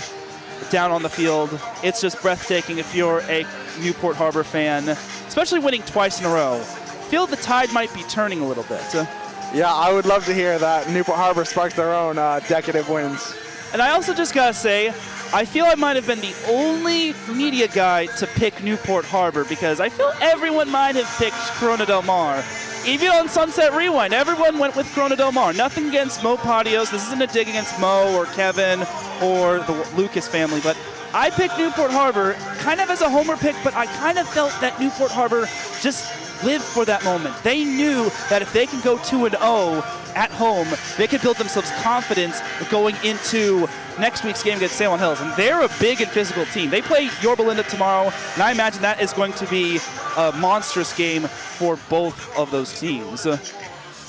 Yeah, and you love to see it. Just looking at all these fans out there, all the students, they're lucky. All those freshmen out there, they've only ever experienced wins, the freshmen and sophomores. Yeah, and on that last part, I know I was just gloating, but I feel I was the only one that picked this Newport Harbor Corona Del Mar game correctly, but I digress. So honestly, back to the win right here. What can you say about this game, and what were some key turning points? Defense came out to play from both teams, honestly. Like you saw in that first half, there was like no scoring, just about at all, and the picks that Harbor had really set them up to be successful. Yeah, I agree. The defense came up big. Despite all of the efforts that Brady Annette had and Wyatt Lucas had, they really slowed down Wyatt Lucas. I thought Wyatt Lucas did a solid job, but he wasn't as explosive and as shifty as he was against Trabuco Hills. I feel Newport Harbor did their homework against Corona Del Mar, slowing down Wyatt Lucas. I know they weren't really expecting Brady Annette, but that was big to slow down Wyatt Lucas and eventually make a net throw, and eventually to get him in that 2nd and 30 position where he threw and it was picked off by Stremick. It was just a big game changer right there. Absolute masterclass by that defense. Indeed, a masterclass by Matthew Burns. And the one other thing I liked was Newport Harbor's clock management, where they managed the clock perfectly and they chewed up so much clock to the point where Corona Del Mar had to burn all their timeouts, and eventually they only gave Corona Del Mar about 30 seconds, which was nowhere near enough time, which was absolutely excellent on their behalf, as there's just chaos on the field on a Thursday. Yeah, you can see all those little kids out there having the time of their life. Yep, and Jake Meir is indeed fantastic. He was fantastic. He had a touchdown run, he had a touchdown throw to Beckham Dutcher, and even in Cade Fiegel's not-so-best game, Cade Fiegel came up big when it mattered most, and he eventually did what great players do, make big plays. Yep, big-time players make big-time plays. Yep, absolutely. And also the run game was pretty solid as well. I liked that Newport Harbor pounded the ball, and when you run the ball down the opponent's throat, you control the game, you control the momentum. I feel Corona Del Mar got a little tired toward the end, but honestly, it was just incredible. It was incredible to see the run game right there, as we are about to throw it to the post-game show right here and now, as it won't get intercepted. So here we go to the post-game show right now. Here you go, Robert and Miranda. An amazing game from those Sailors with a win of 21-14. Cade Fiegel coming in early in the third quarter with a good 35 yards. What a crazy game. Talk about a game that was close, neck and neck to the last 30 seconds, with that touchdown coming in right at the end. That sealed the deal for Harbor. That victory was theirs in that moment. They just had to defend for the last 30 seconds. What an amazing job. Cade Fiegel starting it out with that run, a good 35 yards, setting up number 8, Jake Meir, to make a touchdown, tying the game. And that's where everything started getting cooking. Yes, I really want to recognize Cade Fiegel's work. Wow. I mean, look at the amount of yardage he gained us. He is a fundamental player. He really set up this team for all of those touchdowns, every single one. His running yardage set us up. Absolutely. But hey, let's talk about that second touchdown from the Sailors. Am I right? They were 4th and 9, and they had to go and take that risk, knowing that was going to win or lose the game right there. And they clutched up and got out with that touchdown. Amazing job from the Sailors. Yeah. I mean, sometimes you just got to take that risk and run away with it, okay? Let's see if we can watch it one more time on replay. If not, that's totally good. But I would also like to talk about the amazing defense that happened during this game from both of these teams. Some great interceptions, some great blocks, some great sacks, like in that second half with number 80 on that sack on the quarterback when everybody was open. Amazing play by number 80 and really saved Harbor out there. Really amazing job. And then another pick from Sammy Stremick, number 7, with 4 minutes left in the game. Tell me more about that, Brendan. Oh my gosh, yes. So that pick with 4 minutes left in the game set up our team. It was really neck and neck, both defenses kind of fighting back and forth, both getting sacks. So I want to really commend both defenses for playing a great game. But in the end, we got number 7, Sammy Stremick, who is actually the brother of Jackson Stremick. So we really got the wonder duo right there, wonder twins. We got 2 amazing brothers that really won us that game. Absolutely, absolutely. I know that I personally, even after I graduate, will be coming back to these TarTV live streams in the next coming years to see how this rivalry evolves and how it changes over time. We just had the past 10 years before these last 2 games where CDM won every single one, but now we have Harbor with back-to-back wins. Is this their 10-year streak back? Only time will tell in these next 8 years. Really, genuinely, Tarball is playing that long game, and it is working.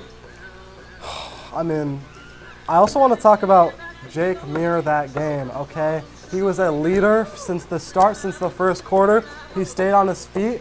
He took the ball as long as he possibly could, even tripping, okay? He was leading his team to that victory. He ran the ball down and set them up for every touchdown, making amazing throws, and wow. Those players are amazing, and I 100% agree with you, Brendan. But what were those players be? We got that Jake Muir touchdown on replay, and who taught him that touchdown other than our very own coach, Coach Burns, his first year ever as head coach of Harbor's team of Tarball. Talk about a great win for him. This 100% sets him up for the future in the legacy of Harbor. First year, first win of Battle of the Bay. Let's see if he can get 10 more. It's possible. We've seen it done before. Shout out to the whole coaching staff there for creating an amazing team. Talk about an amazing feat.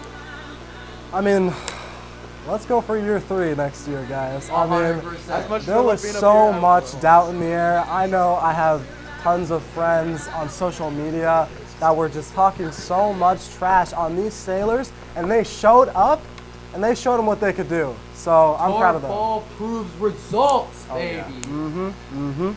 All right, we have exclusive replay and review. Let's look at this Beckham Toucher touchdown. We have some exclusive sideline interviews coming up. Oh, what a catch. Right into that end zone. Even with that stumble, he made sure to get that down. Amazing play by him. Yeah, I mean, like, I want you guys to keep in mind, like, they were 4th and 9 there, and they decided to go for it and take that risk, and he does a catch like that. Like, that is crazy under all that pressure. Yeah, the pressure is immense. I can only imagine how he felt when he scored that touchdown, cementing himself in his senior year as the one who won Battle of the Bay. That was the 3rd touchdown, right?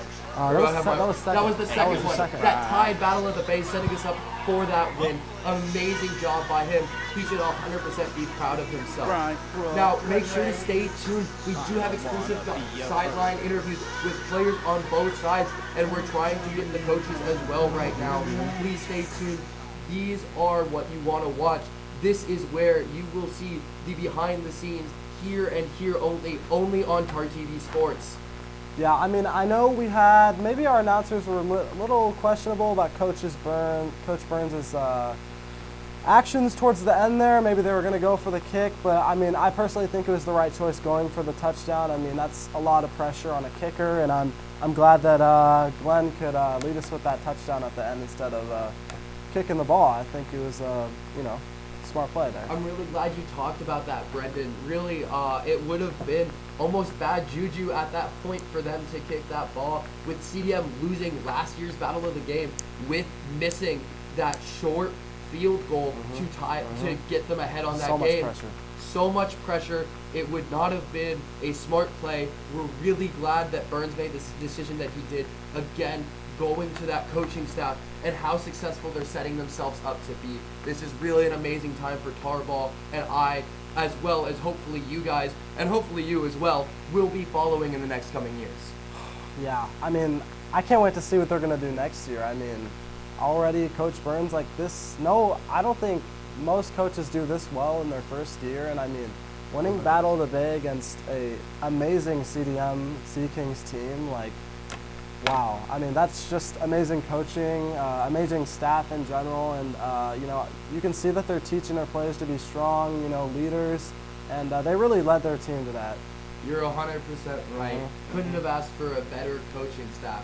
I mean, I cannot stress enough how important that bond between team and coach really is, and how long it normally takes to create that bond over many years, over your 4 years from freshman to senior, playing with that same coach, with that same coaching staff in the same style.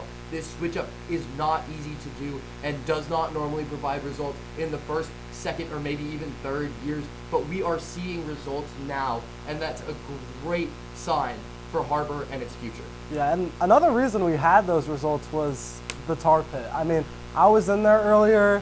They were throwing blue everywhere, getting it all over me. I mean, it's in my hair. It's all over me right now. The school spirit was crazy. They were screaming, they were singing, and they never stopped. Usually, you know, it dies down, maybe half, you know, people get bored, you know, whatever, but like not the tar pit. Like they just kept going and screaming, and it really hyped the players up. You could see the players, you know, getting loud, cheering them on, like wanting them to get louder, you know. Like, yeah, Brent, if I could say one thing about this game, it's that there was nothing more entertaining than this right here that we saw today. 100%. This is one for the ages. This will be rewatched many, many years. This will be talked about for a long time. Yeah.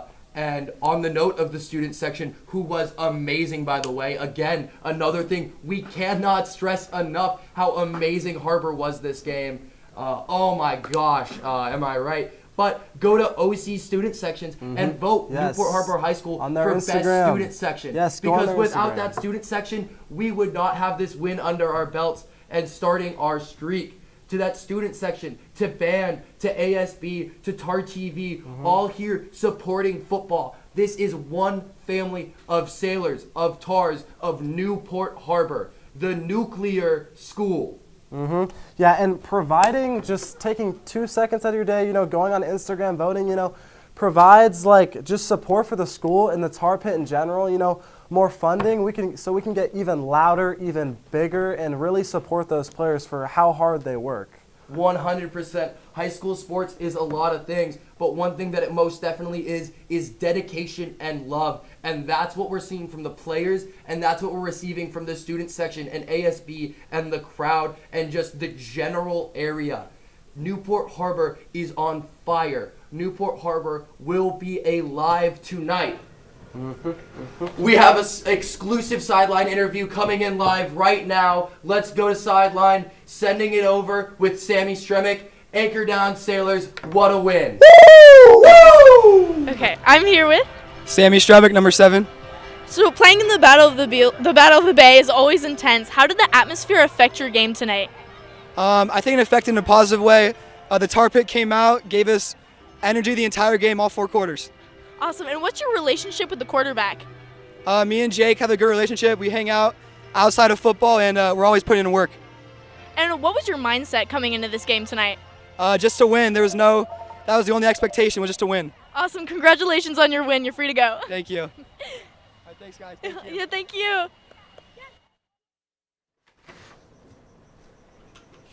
Hello, welcome back. In case you haven't heard us talk enough, we're back here to banter more about this awesome game. We really cannot talk about it enough. I think that this is it. Our team is looking for a couple more interviews, hopefully to get them. So we're just going to talk a little bit more, see if we can get that. If not, we'll be here signing off. Again, OC student section. Go on their Instagram, go vote right now. And I really want to talk about, who do you think was the overall MVP of that game? Overall MVP, oh my gosh, is that hard because that team was just working as one. If I were to say one, it'd either be Fiegel with his yardage or Stremick with those touchdowns. Really, really good performance from both teams. But I think we're going to sign it off here for tonight. Thank you so much for tuning in. A little bit longer, I lied. Make sure to watch the new TarTV episodes. Again, that is twice a month, posted on the YouTube channel that you are watching right here. Get updated on everything in and around Harbor. We showed some of those shows from the last episode that we posted on halftime. If you like that, go check us out on our YouTube.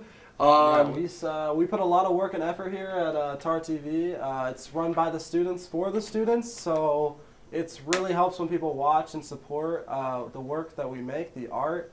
It takes a lot of time and dedication, and we really want people to enjoy it. Of course, thank you so much for tuning in. We're going to send it to the announcers now. They're going to wrap it up for you guys, and we hope you had a good one. Anchor down, sailors. Anchor down. Have a good night.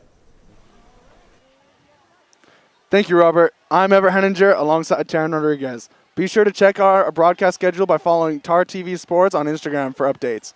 Looking ahead at our fall broadcast schedule, we will have Sailor Field Hockey on October 22nd as they take on Temecula Valley at home.